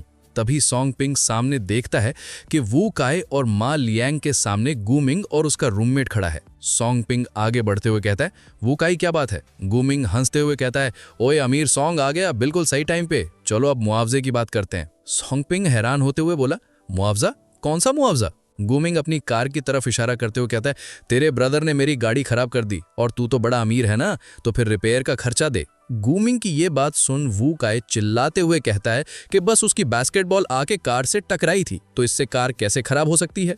वहीं सॉन्ग पिंग कार पे लगे डेंट को छूकर चेक करने जा ही रहा होता है कि तभी गुमिंग सॉन्ग पिंग का हाथ दूर हटाते हुए चिल्ला कर कहता है, ये तो क्या करने जा रहा था? ये वो कार है जिसे छूने की तेरी औकात तक नहीं है। जिस पर सॉन्ग पिंग कहता है, मुझे याद है वो BMW 3 सीरीज है, कीमत 4 लाख से ज्यादा तो नहीं होगी ना, बताओ रिपेयर का खर्चा कितना है? ये सुन गुमिंग फुट कर हंसने लगता है। हा, सिर्फ 4 लाख से ज्यादा नहीं। सॉन्ग पिंग, तूने सिर्फ एक छोटा सा प्राइज हासिल किया है और सच में सोचता है कि तू अमीर हो गया है। अब 4 लाख तेरी नजर में बस एक मामूली रकम है। सॉन्ग पिंग सीधा पूछता है कि उसे इस मामले को खत्म करने के लिए कितना चाहिए। गुमिंग कहता है, 10,000 दे दे, मैं ये मामला यहीं खत्म कर दूंगा। जिस पर सॉन्ग पिंग गुमिंग को ताना मारते हुए कहता है, गुमिंग, तुझे तो अपनी मौजूदगी का एहसास सिर्फ हम पर ही निकाल कर मिलता है और बस 4 लाख की गाड़ी को तू ऐसे संभाल रहा है जैसे कोई अनमोल खजाना हो। गुमिंग हंसते हुए कहता है, सॉन्ग पिंग, तू मजाक तो अच्छा कर लेता है, लेकिन क्या तू इतनी महंगी कार अफोर्ड कर सकता है क्या? यह सुनते ही सॉन्ग पिंग ने गुमिंग की तरफ अपना कार्ड फेंका और कहा, इस कार्ड में 4 लाख हैं और पिन है 1 2 3 4 5 6। आधे साल पुरानी तेरी सेकंड हैंड गाड़ी खरीदने के लिए काफ़ी होना चाहिए। और फिर सॉन्ग पिंग गुमिंग से कार की ले लेता है और गुमिंग बस देखता ही रह जाता है। सॉन्ग पिंग कार में बैठकर वू काई को अंदर आकर बैठने को कहता है। वू काई अंदर बैठ जाता है, लेकिन उसे अभी कुछ भी समझ नहीं आ रहा था कि ये सब उसके सामने चल क्या रहा है। वो बिल्कुल कन्फ्यूज्ड है। वहीं बाहर चैनगांग गुमिंग से कह रहा होता है कि वो चेक करे कि क्या वाकई में कार्ड में 4 लाख है या नहीं। गुमिंग अपने फ़ोन से चेक करता है तो वाकई में कार्ड में 4 लाख थे। ये देख गुमिंग हैरानी से चल रहा था, ये कैसे मुमकिन है? आखिर इस सॉन्ग पिंग ने कितने का प्राइस जीता था? फिर सॉन्ग पिंग कार लेकर एक जगह पर आकर रोकता है। वू काई सॉन्ग पिंग से पूछता है कि उसके पास इतना पैसा कहाँ से आया, जिस पर सॉन्ग पिंग जवाब देता है, मैंने फिर से लॉटरी जीत ली। वू काई कहता है, कितना जीता है तू, और तुझे इतना पैसा उड़ाने की क्या ज़रूरत थी, वो भी सेकेंड हैंड गाड़ी खरीदने में, और वो भी गुमिंग की? सॉन्ग पिंग जवाब देता है, कोई बात नहीं, वैसे भी मुझे एक गाड़ी खरीदनी थी, इससे काफ़ी आसानी हो जाएगी, और वैसे भी इसकी गाड़ी का लुक मुझे काफ़ी पसंद आया। ठीक उसी वक्त उसकी कार के सामने से शेन यूकी और रेन शुए गुजरती हैं। तभी सॉन्ग पिंग के सामने सिस्टम अपीयर होता है। सॉन्ग पिंग को न्यू टास्क मिलता है जिसमें उसे रेन शुए, जो कि शेन यूकी की रूममेट है, उसकी इन्वेस्टिगेशन में असिस्ट करना है, और रिवॉर्ड के तौर पर सॉन्ग पिंग को 30 वेल्थ वैल्यू पॉइंट्स मिलेंगे। जिसके बाद सॉन्ग पिंग वू काई को की देते हुए कहता है, काई, ये गाड़ी अपने पास रख, मुझे अभी कुछ और काम है। जिसके बाद सॉन्ग पिंग कार से बाहर उतरकर गेट की तरफ जाने लगता है। फिर सॉन्ग पिंग एक वॉल के पीछे खड़ा होकर शेन यूकी और रेन शुए को देखता है, जो कि पैराडाइज इन वर्ल्ड नाम के किसी जगह पर जा रही होती हैं। सॉन्ग पिंग कहता है कि ये जगह एक जाना माना नाइट क्लब है। फिर वो उसके पीछे जाने का तय करता है। तभी वहाँ ल्यू आकर सॉन्ग पिंग को रोकती है और उसे बताती है कि वो लड़की सुपर पावर वाली है और हो सकता है कि उसे अंदर और भी सुपर पावर वाले लोग मिले, तो वो ऐसे ही अंदर नहीं जा सकता। ल्यू की बात मानते हुए सॉन्ग पिंग पहले अपनी एनर्जी को एनहांस करने का तय करता है। जिसके बाद वो एक गली में आ जाता है। वो अपने सिस्टम को खोलकर अपने स्टैट्स देखते हुए ल्यू से पूछता है कि जब उसकी एनर्जी 100 तक पहुंच जाएगी तो क्या उसे कोई सुपर पावर मिलेगी? ल्यू कहती है कि हाँ, अगर वो एनर्जी को 100 कर दे तो उसे एक सुपर पावर मिलेगी। और वो ये भी बताती है कि सॉन्ग पिंग अभी डायरेक्ट 100 तक पहुंच सकता है। जिसके बाद हम देखते हैं कि सॉन्गपिंग के वेल्थ पॉइंट्स में से 8,60,000 पॉइंट्स माइनस हो जाते हैं और एनर्जी में 86 पॉइंट्स ऐड हो जाते हैं, जिससे सॉन्गपिंग की एनर्जी सीधा 100 हो जाती है। लेकिन इस दौरान सॉन्गपिंग की नसें फूलने लगती हैं और सॉन्गपिंग बहुत ही जोरों से चिल्लाने लगता है, लेकिन फिर वो धीरे धीरे शांत हो जाता है। ल्यूलियो जल्दी से सॉन्गपिंग को उसकी एबिलिटी टेस्ट करने को कहती है। सॉन्गपिंग अपना हाथ आगे करता है और एक पत्थर हवा में फ्लोट करने लगता है, और जब सॉन्गपिंग उसे कंट्रोल करने की कोशिश कर रहा था तब वो पत्थर अचानक उसके चेहरे के पास से होकर पीछे एक वॉल से जाकर टकरा जाता है। सॉन्गपिंग हक्का बक्का होकर कहता है, सच में? क्या मेरे पास सच में अब सुपर पावर आ गई है? ल्यूलियो कहती है कि उसकी पावर तो काफी कमाल की है। तभी सिस्टम अनाउंस करता है, होस्ट को सुपर पावर हासिल करने पर बधाई, इनाम स्वरूप एक wheel of Fortune lucky draw दिया जा रहा है। ये सुन सॉन्गपिंग हैरानी से कहता है, लकी ड्रॉ? ल्यूलियो सॉन्गपिंग को समझाती है कि उसके पास अभी भी लकी ड्रॉ से एक और एबिलिटी जीतने का मौका है, जिसके बाद उसके सामने एक लकी व्हील अपीयर होता है। सॉन्गपिंग स्पिन करता है और लकी व्हील घूमना शुरू कर देता है। जिसके बाद हमें क्लब के अंदर का सीन दिखाया जाता है। रेन शुए शेन युकी से कह रही होती है कि शेन युकी, थोड़ी देर में जो कुछ भी तुमने देखा था सब बता देना, हम तुम्हारी मदद करेंगे। तभी वहां एक आदमी आते हुए कहता है, ओह, मुझे तो अंदाजा था कि आज कोई हसीना मुझसे मिलने आएगी, लेकिन ये नहीं सोचा था कि वो तुम होगी रेन शुए। और हमें बताया जाता है कि ये बंदा ईगल पैवेलियन का मेंबर है जिसका नाम है जेड। रेन शुए खड़ी होकर जेड से कहती है, अंकल जेड, मुझे आपसे बहुत जरूरी काम है। अंकल जेड बैठकर कहता है, बताओ क्या जरूरी काम है? रेन शुए जल्दी से बताते हुए कहती है, ये मेरी रूममेट है, उसने एक नकाबपोश आदमी को एक लड़की को मारते देखा। मुझे लगता है कि वो आदमी उस यूका जैसा ही है जिसका आपने जिक्र किया था। अंकल जेड हैरानी से कहता है, क्या यूका? जिस पर रेन शुए जोर देकर कहती है, हाँ, वही भूतिया इंसान यूका, मैंने सुना है वो कोहरे में शामिल हो गया है। अंकल जेड हंसते हुए कहता है, भूतिया इंसान यूका? कोहरा? क्या तुम्हें पता है तुम क्या कह रही हो? रेन शुए कहती है, जो मैं कह रही हूँ सब सच है। मैं ईगल पैवेलियन के अंदरूनी फोरम में भी मेहनत कर रही हूँ और हर तरह की जानकारी इकट्ठा कर रही हूँ। ये मेरी ही समझदारी और अनुमान है। अंकल जेड सख्त और गंभीर होकर कहते हैं, रेन शुए, तुम तो बस 100 पॉइंट्स की एक नई स्मॉल नूबी हो, ये तुम्हारा काम नहीं है।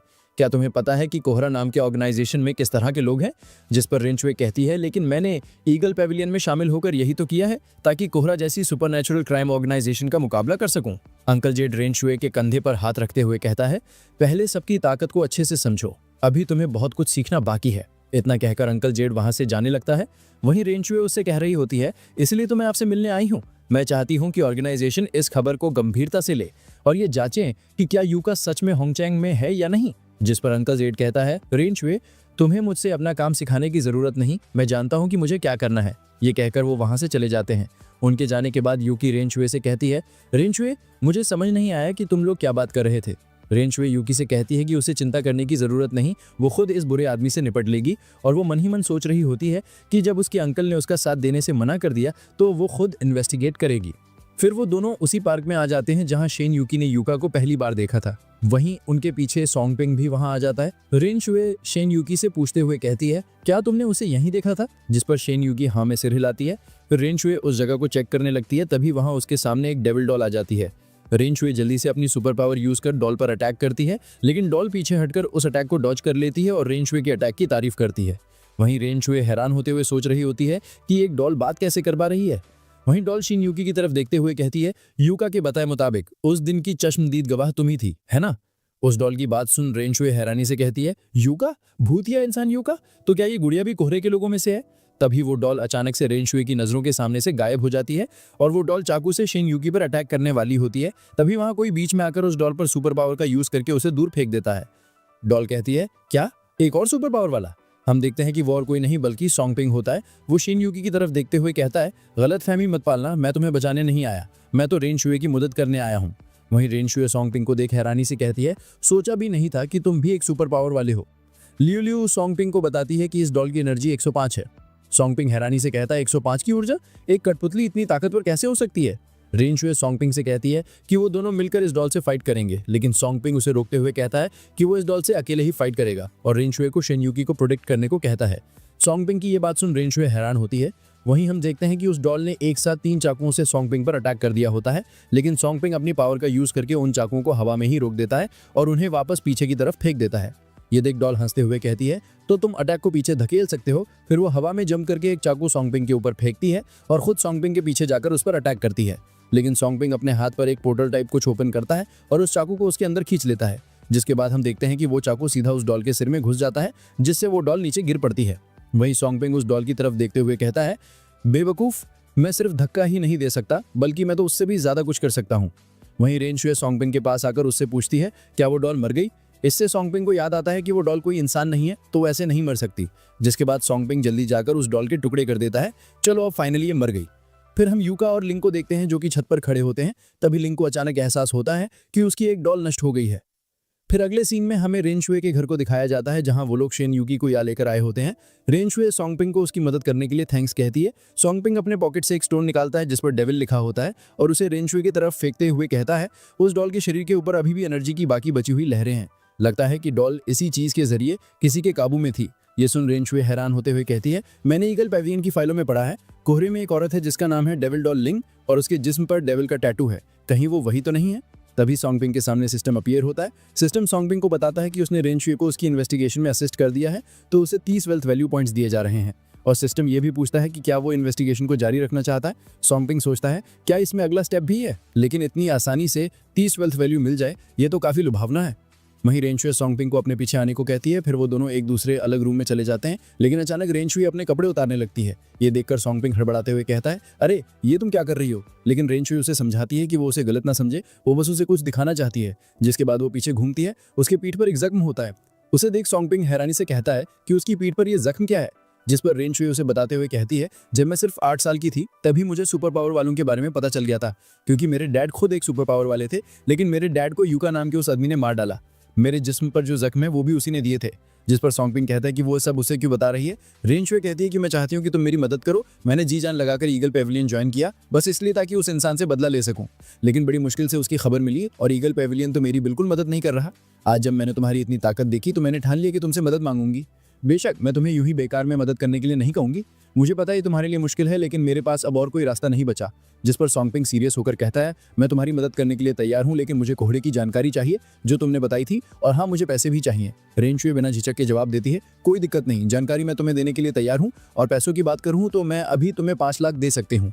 सॉन्गपिंग डील पक्की कर देता है। फिर वहां से जाते हुए कहता है शेन यूकी का ख्याल रखना, मुझे अभी हॉस्टल लौटना है, मैं चलता हूँ। तो इसके आगे क्या होगा वो हम देखेंगे नेक्स्ट एपिसोड में। तब तक के लिए थैंक्स फॉर वॉचिंग। तो एपिसोड की स्टार्टिंग में हमें हेंजो यूनिवर्सिटी के बॉयज हॉस्टल का सीन दिखाया जाता है। वूकाई सॉन्गपिंग को ढूंढते हुए उसके पास आता है और हड़बड़ाते उससे कहता है सॉन्गपिंग उस गूमिंग ने तेरे पैसे तो ले लिए, लेकिन गाड़ी के ट्रांसफर पेपर देने से साफ मना कर रहा है। सॉन्गपिंग उससे पूछता है कि गूमिंग ने क्या कहा है। वूकाई बताते हुए कहता है वो कह रहा है कि उसने अपनी गाड़ी पहले मॉडिफाई करवाई थी, इसलिए अब तुझे उसे 1 लाख और देने होंगे। ये सुन सॉन्गपिंग को बहुत ही गुस्सा आ जाता है। वो गूमिंग को बेशरम कहता है। वूकाई पूछता है कि अब उन्हें क्या करना चाहिए। वहीं वूकाई की होठों के पास लगी चोट को देख सॉन्गपिंग उससे पूछता है तेरे होठ के कोने को क्या हुआ, क्या उन्होंने तुझे मारा है। फिर अगले सीन में हमें गूमिंग के रूम का सीन दिखाया जाता है। गूमिंग हंसते हुए ताना मारकर कहता है वो सॉन्गपिंग भी कितना मजाकिया है, सीधे 4 लाख मेरे अकाउंट में ट्रांसफर कर दिए और अब चाहता है कि मैं कार्ड ट्रांसफर की सारी प्रोसेस पूरी कर दूं। क्या सच में उसे लगता है कि मेरे पास इतना फालतू टाइम है। वहीं चैनगैम कह रहा होता है मुझे बिल्कुल उम्मीद नहीं थी कि सॉन्गपिंग इतना पैसा जीत लेगा। गूमिंग ताना मारते हुए कहता है लेकिन उस लड़के की सोच तो बिल्कुल गरीबों वाली है, लॉटरी से जो पैसा मिल जाता है उसे जैसे तैसे उड़ा देते हैं। मुझे तो लगता है कुछ ही समय में वो फिर से एक कंगाल लड़का बन जाएगा। चैनगैंग एक बंदे की तरफ जो कि डंबल्स एक्सरसाइज करने में बिजी है उससे कहता है अरे ब्रदर न्यू, आज तो तुमने कमाल ही कर दिया, सिर्फ एक पंच में वूकाई को गिरा दिया। वो बंदा तो बास्केटबॉल टीम का था यार। और हमें बताया जाता है कि इस लड़के का नाम न्यू ली है जो कि गूमिंग का ही एक रूममेट है। तभी दरवाजा खुलने की आवाज आती है। दरवाजे पर सॉन्गपिंग और वूकाई होते हैं। वो दोनों बड़े ही सीरियस लग रहे होते हैं। उन्हें देख गूमिंग मजाक उड़ाते हुए कहता है ओहो हमारा अमीरजादा सॉन्ग आ गया क्या। लेकिन सॉन्गपिंग उसे इग्नोर करता है और स्टाइल में एक चेयर घुमाता है और उस पर बैठकर कहता है मैं तुझे पहले ही 4 लाख दे चुका हूँ, तो अब तू ये कौन सी बेशर्मी करने पर उतर आया है। गूमिंग अकड़ते हुए कहता है अरे घबराने की जरूरत नहीं है, मैंने वूकाई को साफ साफ बता दिया है कि उस गाड़ी को मॉडिफाई करने में 2 लाख रुपए लगे थे, इसलिए चाहे जो हो तुझे 1 लाख और देना ही पड़ेगा। और वो तीनों मिलकर हंसते हुए सॉन्गपिंग को मिडिल फिंगर दिखाने लगते हैं। जिस पर सॉन्गपिंग कहता है अगर तेरी यही शर्त है तो रहने दे और मेरे पैसे तुरंत लौटा दे। सॉन्गपिंग की बात सुन गूमिंग उसे पागल बोलता है और वही चैनगैंग हंसते हुए कहता है वाह क्या मजाक है, तूने पैसे ट्रांसफर किए तो कौन गवाए कि वो गाड़ी खरीदने के लिए थे, और अगर हम पैसे वापस ना करें तो तू कर भी क्या लेगा हमारा। चैनगैंग की ये बात सुन सॉन्गपिंग चेयर को घसीटते हुए आगे बढ़ने लगता है जैसे कि वो अभी जाकर उस गूमिंग का सर ही फोड़ देगा। वहीं दूसरी तरफ से न्यू ली भी आगे आता है सॉन्गपिंग को पीटने के इरादे से। तभी वूकाई सॉन्गपिंग को रोकते हुए कहता है चलो निकलते हैं यहाँ से, उस न्यू ली से पंगा मत लो, वही वो न्यूली सोंगपिंग के मुंह पर आकर खड़ा हो जाता है और पोज करके सोंगपिंग को डराने की कोशिश करता है। लेकिन सोंगपिंग बिना डरे उसे दो ऑप्शन देता है कि या तो वो पैसे वापस कर दे या फिर कार के ट्रांसफर पेपर दे दे। लेकिन न्यूली सोंगपिंग की बात ना मानकर उसी की गर्दन को पकड़ने जाता है। लेकिन सोंगपिंग तेजी से अपने सिर को मोड़ता है और न्यूली के हाथ को पकड़कर उसे एक धोबी पछाड़ देता है। ये देख गूमिंग और चैन गैंग का मुंह खुला का खुला रह जाता है। फिर सोंगपिंग कार की को वापस देते हुए एक स्कैरी टोन में कहता है, पैसे लौटा दे, मुझे अब ये गाड़ी नहीं चाहिए। फिर हम देखते हैं कि सोंगपिंग के अकाउंट में 4 लाख ऐड हो जाते हैं जो कि गूमिंग ने उसे वापस ट्रांसफर कर दिए होते हैं। फिर अगले सीन में हम देखते हैं कि सोंगपिंग अपने रूम में वापस आ गया होता है और वो अपने सिस्टम को देखते हुए सोच रहा होता है, जब मुझे यिन शिनतोंग से 20 लाख मिले थे तब मेरे वेल्थ पॉइंट्स भी 20 लाख बढ़ गए थे, लेकिन जब गूमिंग ने 4 लाख वापस किए तब पॉइंट्स में कोई बढ़ोतरी नहीं हुई। लगता है मेरे वेल्थ पॉइंट्स सिर्फ तब बढ़ेंगे जब मेरी कुल संपत्ति वाकई बढ़ेगी। फिर सोंगपिंग टास्क सेंटर में जाता है जहां पर एक मिशन अभी भी पेंडिंग था, जो कि था कि उसे किसी गर्ल से किस लेना है जिसके बदले में उसे 3 वेल्थ वैल्यू पॉइंट्स मिलेंगे। और सिस्टम सोंगपिंग को बताता है कि न्यू मिशन तभी ऐड होंगे जब वो पेंडिंग मिशन को कंप्लीट करेगा। और वो ये भी बताता है कि रेन सुई को उसकी इन्वेस्टिगेशन में मदद करना वो एक स्पेशल मिशन था जो कि कभी भी कहीं भी रैंडमली मिल सकता है। सोंगपिंग अपनी लाट अपकाते हुए सोच रहा होता है कि वो ये मिशन किसके साथ कंप्लीट करे। ठीक उसी वक्त उसके फोन पर एक न्यू नोटिफिकेशन आता है। यांग शिन ने मैसेज करके सोंगपिंग को कल खाने पर इनवाइट किया होता है। ठरकी सोंगपिंग सोचता है कि वो यांग शिन के साथ ही ये मिशन पूरा करेगा। फिर अगले सीन में हम डेविल डॉल लिंक को देखते हैं जो खाते समय कुछ पेपर को बड़े ही गौर से देख रही होती है। पेपर पर 2 लोगों की तस्वीर होती है, रेन शुई और यिन शिनतोंग। उन दोनों को वांटेड करा होता है। तभी उसके पास यूका आते हुए कहता है, तो कब शुरुआत करनी है? लिंक कहती है, इतनी जल्दी मत कर, बॉस ने हमें हुक्म दिया है कि हम हैंगचेंग सिटी की सारी अंडरग्राउंड फोर्सेस पर कब्जा करें। लेकिन यूका उसके चेहरे को ऊपर करते हुए कहता है, तुम्हें पता है ना मुझे वेट करना बिल्कुल भी पसंद नहीं। तभी लिंक खड़ी होती है और यूका को वो पेपर देते हुए ऑर्डर देती है कि ये ईगल्स में नए भर्ती हुए लोगों की लिस्ट है, अगर तुम्हें मौका मिले तो इन्हें आसानी से निपटा देना। यूका पेपर लेते हुए कहता है, बस इतनी सी बात। फिर हमें अगले दिन सुबह का सीन दिखाया जाता है। सोंगपिंग यांग शिन के अपार्टमेंट पर आ गया होता है। यांग शिन को छोटे कपड़े पहने देख सोंगपिंग शर्माता है। वहीं यांग शिन उसका हाथ पकड़कर अंदर लाते हुए कहती है, ये खाना मैंने खुद बनाया है, उम्मीद है तुम इसे घटिया नहीं समझोगे। लेकिन खाने को देखकर तो सोंगपिंग के होश ही उड़ जाते हैं क्योंकि यांग शिन ने काफी ज्यादा और अच्छा खाना बनाया होता है। यांग शिन सोंगपिंग को साथ बैठकर पीने के लिए कहती है और उसे इतना अच्छा रूम रेंट करने के लिए थैंक्स कहती है। फिर दोनों ड्रिंक पीने लगते हैं। खाना खाने के बाद अब दोनों सोफे पर बैठे होते हैं। सोंगपिंग यांग शिन की तरफ देखते हुए सोच रहा होता है कि वो यांग शिन से किस कैसे ले। फिर सोंगपिंग धीरे धीरे यांग शिन की तरफ हाथ बढ़ाने लगता है। उसके हाथ काफी ज्यादा कांप रहे थे, लेकिन तभी यांग शिन सोंगपिंग को नोटिस कर लेती है, जिससे सोंगपिंग रुक जाता है। यांग शिन सोंगपिंग को एक गेम खेलने के लिए पूछती है।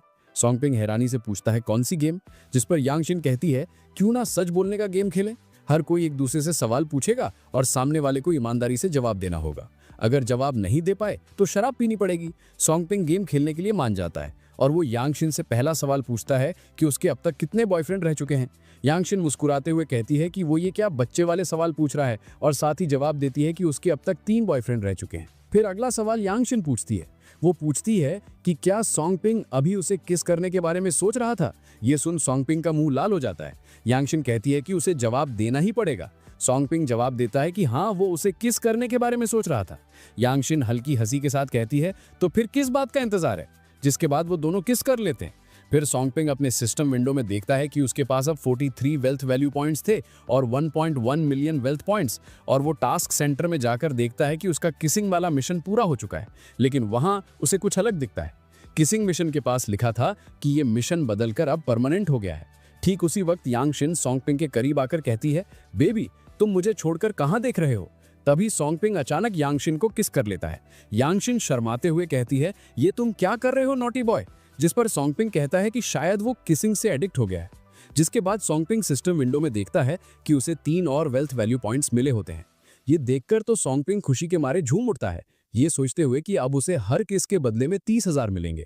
वहीं यांग शिन सोंगपिंग को किस कर लेती है, जिस पर सोंगपिंग को 3 और वेल्थ वैल्यू पॉइंट्स मिलते हैं। फिर उन दोनों के बीच में किस की बारिश हो जाती है और सोंगपिंग को लगातार वेल्थ वैल्यू पॉइंट्स मिलते जाते हैं।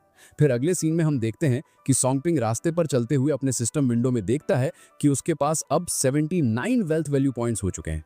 वो सोचता है कि अब टाइम आ गया है कि वो अपने घर पर कुछ पैसे भेजे। फिर सॉन्ग पिंग अपने फोन को बाहर निकालता है और अपने घर पर कॉल करता है।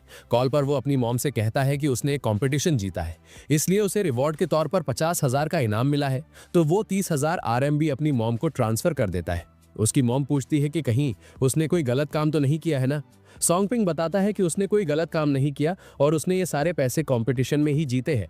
फिर सॉन्ग पिंग कॉल को काट देता है और चलते हुए सोच रहा होता है, फिलहाल तो मुझे यही बहाना इस्तेमाल करना पड़ेगा, लेकिन मुझे जल्द ही पैसा कमाने का कोई ठोस तरीका ढूंढना होगा, वरना देर सबेर सबको शक हो ही जाएगा। और थोड़ी देर बाद वो यूनिवर्सिटी के एंट्रेंस पर पहुंच जाता है। सामने से उसे मालयांग और वू काई आते हुए दिखते हैं। मालयांग सॉन्ग पिंग की तरफ हाथ ऊंचा करते हुए कहता है, अरे सॉन्ग पिंग, तू आखिरकार वापस आ गया, चल सीधा वहीं चलते हैं। ये सुन सॉन्ग पिंग हैरानी से कहता है, वहीं चलते हैं? अरे हमें जाना कहाँ है? मालयांग और वू काई सॉन्ग पिंग को बताते हैं कि आज उनके डिपार्टमेंट की गैदरिंग है और परसों से सभी इंटर्नशिप पर निकल जाएंगे। और वो ये भी बताते हैं कि कल ये ग्रुप चैट में अनाउंस हुआ था। क्या सॉन्ग पिंग भूल गया? फिर अगले सीन में हमें होटल के एंट्रेंस का सीन दिखाया जाता है, जहां हम एक रेड हेयर वाली ब्यूटीफुल लेडी को देखते हैं जो कि क्लास लीडर ली वैन है। वो सॉन्ग पिंग और उसके दोस्तों को देख उन्हें रुकने के लिए कहती है। सॉन्ग पिंग क्लास लीडर से पूछता है कि आखिर बात क्या है। क्लास लीडर थोड़े रूड टोन में कहती है, क्लासमेट्स का कहना है कि ग्रेजुएशन से पहले ये शायद हमारी आखिरी गैदरिंग होगी, इसलिए इस बार बूथ अपग्रेड किया है। सब चाहते हैं थोड़ा अच्छा खाया जाए। जिस पर सॉन्ग पिंग कहता है, हाँ तो सही है ना, इसमें दिक्कत क्या है? क्लास लीडर कहती है कि अगर उन लोगों को अंदर जाना है तो उन्हें पहले ही पैसे देने होंगे। जिस पर वू काई हैरानी से कहता है, अरे क्या हम सब बाद में मिलकर पेमेंट नहीं करने वाले थे? क्लास लीडर कहती है, हाँ बाकी सब बाद में पे करेंगे, लेकिन तुम तीनों को पहले पे करना होगा। इस पर मालयांग क्लास लीडर की बात का विरोध करता है, लेकिन सॉन्ग पिंग उसे रोकते हुए क्लास लीडर से पूछता है कि उन्हें कितना देना होगा। क्लास लीडर बताती है कि उन्हें हर एक का 1000 RMB देना होगा।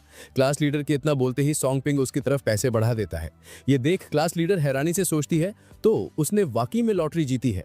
फिर अगले सीन में हम देखते हैं कि सॉन्ग पिंग और उसके दोस्त बूथ के अंदर आ जाते हैं। उन्हें वहां देख गूमिंग सॉन्ग पिंग को अपने पास बुलाते हुए अपने क्लासमेट से कहता है, अरे क्लासमेट्स, क्यों ना आज का पूरा ट्रीट सॉन्ग पिंग ही दे दे, आखिर उसने अभी अभी कुछ लाख तो जीत ही लिए हैं। जिस पर सॉन्ग पिंग गूमिंग को थोड़ा ताना मारते हुए कहता है, अरे तू क्यों नहीं ट्रीट देता, तेरे घर वाले भी तो तुझे लाखों दे चुके हैं। ये सुन गूमिंग सॉन्ग पिंग की इंसल्ट करते हुए कहता है, तू तो बस इन जगह पर इसलिए आ पा रहा है क्योंकि तेरी किस्मत से लॉटरी लगी थी, वरना तेरी औकात ही क्या थी। जिस पर सॉन्ग पिंग भी तगड़ा जवाब देते हैं, कहता है, और तू खुद क्या सोचता है, तू यहाँ अपनी मेहनत से आया है, तू तो खुद अपने पेरेंट्स के पैसों की बदौलत ही यहाँ बैठा है। सॉन्ग पिंग का जवाब सुन गूमिंग को बहुत ही ज्यादा गुस्सा आ रहा होता है। तभी वहाँ क्लास लीडर कई सारे गिफ्ट्स को लेकर आ जाती है और वो सबको इन गिफ्ट्स के बारे में बताते हुए कहती है कि आज उनकी ग्रेजुएशन से पहले की ये एक आखिरी गैदरिंग है, इसलिए गूमिंग सबके लिए गिफ्ट्स लेकर आया है। ये एक यादगार पावर बैंक है जो गूमिंग ने खास हमारे लिए बनवाया है, जिस पर हमारी क्लास के हर एक स्टूडेंट का नाम छपा हुआ है। गिफ्ट्स को पाकर सभी लड़कियां गूमिंग की तारीफ करने लगती हैं। वहीं मालयांग गिफ्ट को पाकर बहुत ही दुखी लग रहा था। गूमिंग सॉन्ग पिंग की तरफ देखते हुए कहता है, सॉन्ग पिंग, तूने कुछ लाख जीते हैं और फिर भी अपनी क्लासमेट्स को कोई गिफ्ट नहीं देगा, क्या तुझे शर्म नहीं आती? जिस पर सॉन्ग पिंग मुंह बनाते हुए कहता है कि उसके पास गूमिंग की तरह रिच पेरेंट्स नहीं है। ये सुन गूमिंग गुस्से में कहता है, तुम्हारे कहने का मतलब क्या है? तभी सॉन्ग पिंग के पास क्लास लीडर आती है और इससे कहती है, सॉन्ग, चाहे ये पैसे उसके पेरेंट्स के ही क्यों ना हो, लेकिन कम से कम गूमिंग ने सबको गिफ्ट तो दिया है। ये कहना है कि उसने अपने पेरेंट्स के पैसे खर्च किए हैं, ये बहुत रूड है। सॉन्ग पिंग अपनी नाक में उंगली डालते हुए कहता है, तो लीडर बताइए, तो आपने सबको क्या गिफ्ट दिया है? लीडर कहती है, मैं तो सबकी सर्विस कर रही हूँ, क्या मैं सारे काम नहीं कर रही? जैसे कि रिजर्वेशन करना, ये भी तो एक तरह का गिफ्ट ही है। सॉन्ग अपनी नाक में से कचरा बाहर फेंकते हुए कहता है, ओह समझ गया, फिर बहुत बहुत धन्यवाद लीडर, पैसे इकट्ठा करना वाकई में बहुत मेहनत वाला काम है। ये सुन क्लास लीडर गुस्सा होकर सॉन्ग पिंग से पूछती है कि उसके कहने का मतलब क्या है।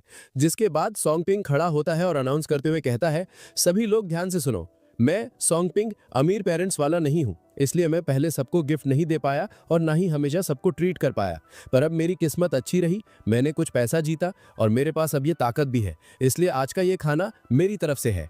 सॉन्ग पिंग की बात सुन सभी लोग दंग रह जाते हैं। सॉन्ग पिंग के इतना अनाउंस करते ही सभी लोग गूमिंग के गिफ्ट को इग्नोर करके सॉन्ग पिंग की वाहवाही करने लगते हैं और लड़कियां ली सॉन्ग पिंग की तारीफों के पुल बांधने लगती हैं। वही ये देख गूमिंग चिढ़ते हुए सोच रहा होता है, इतनी छोटी सी जीत पर इतना घमंड, मैं तुम्हें दिखा दूं कि हमारे बीच के गैप कितना बड़ा है, जिसे सिर्फ थोड़े से पैसों से कभी भी पूरा नहीं किया जा सकता। जिसके बाद गूमिंग किसी को मदद के लिए मैसेज करता है। फिर गूमिंग एक ड्रिंक का ग्लास लेते हुए सॉन्ग पिंग की तरफ आगे बढ़ता है और कहता है, मैं सॉन्ग पिंग से सीखना चाहता हूं कि उसने ग्रेजुएशन से पहले ही इतना पैसा कैसे कमाया। वहीं क्लास लीडर भी कह रही होती है, बिल्कुल सही, तूने कहा था कि पहले लॉटरी नहीं जीती थी, फिर हमें बता तूने पैसे कैसे कमाई। अरे सोंगपिंग, कहीं तूने कोई गंदा तरीका तो नहीं अपनाया। ये सुन सोंगपिंग के सपोर्टर्स हैरान हो जाते हैं। सोंगपिंग एक गहरी सांस छोड़ते हुए कहता है, मैंने जो पेटेंट अप्लाई किया था उसे एक बड़ी कंपनी ने खरीद लिया। गुमिंग पूछता है कि वो कौन सी बड़ी कंपनी है, जिस पर सोंगपिंग कहता है कि वो उन्हें उस कंपनी का नाम नहीं बता सकता। गुमिंग सीरियसली कहता है, अगर तुम नहीं बताओगे तो सबको तेरे पैसे के स्रोत पर शक होगा। कोई भी उस खाने को खाने की हिम्मत नहीं करेगा जो तूने अनजाने पैसे से दिलाया हो। क्यों, क्या कहते हो सब? गुमिंग की इस बात पर उसके दोस्त चिल्लाते हुए कहते हैं, बिल्कुल सही, हम हिम्मत नहीं करेंगे। वहीं क्लास लीडर कहती है, बिल्कुल सही क्लासमेट सॉन्ग, हम सिर्फ ये चाहते हैं कि तुम अपना अनुभव हमारे साथ शेयर करो ताकि हम सब तुमसे सीख सकें। जिस पर सोंगपिंग कहता है, ये नहीं कि मैं बात नहीं करना चाहता, बस मैं थोड़ा लो प्रोफाइल रहना पसंद करता हूँ। असल में ये कोई बड़ा सीक्रेट भी नहीं है, यिन ग्रुप ने मेरा पेटेंट खरीद लिया है। सोंगपिंग की ये बात सुन सभी लड़कियां हैरान थीं, क्योंकि यिन ग्रुप हैंगचैंग सिटी का सबसे बड़ा ग्रुप है।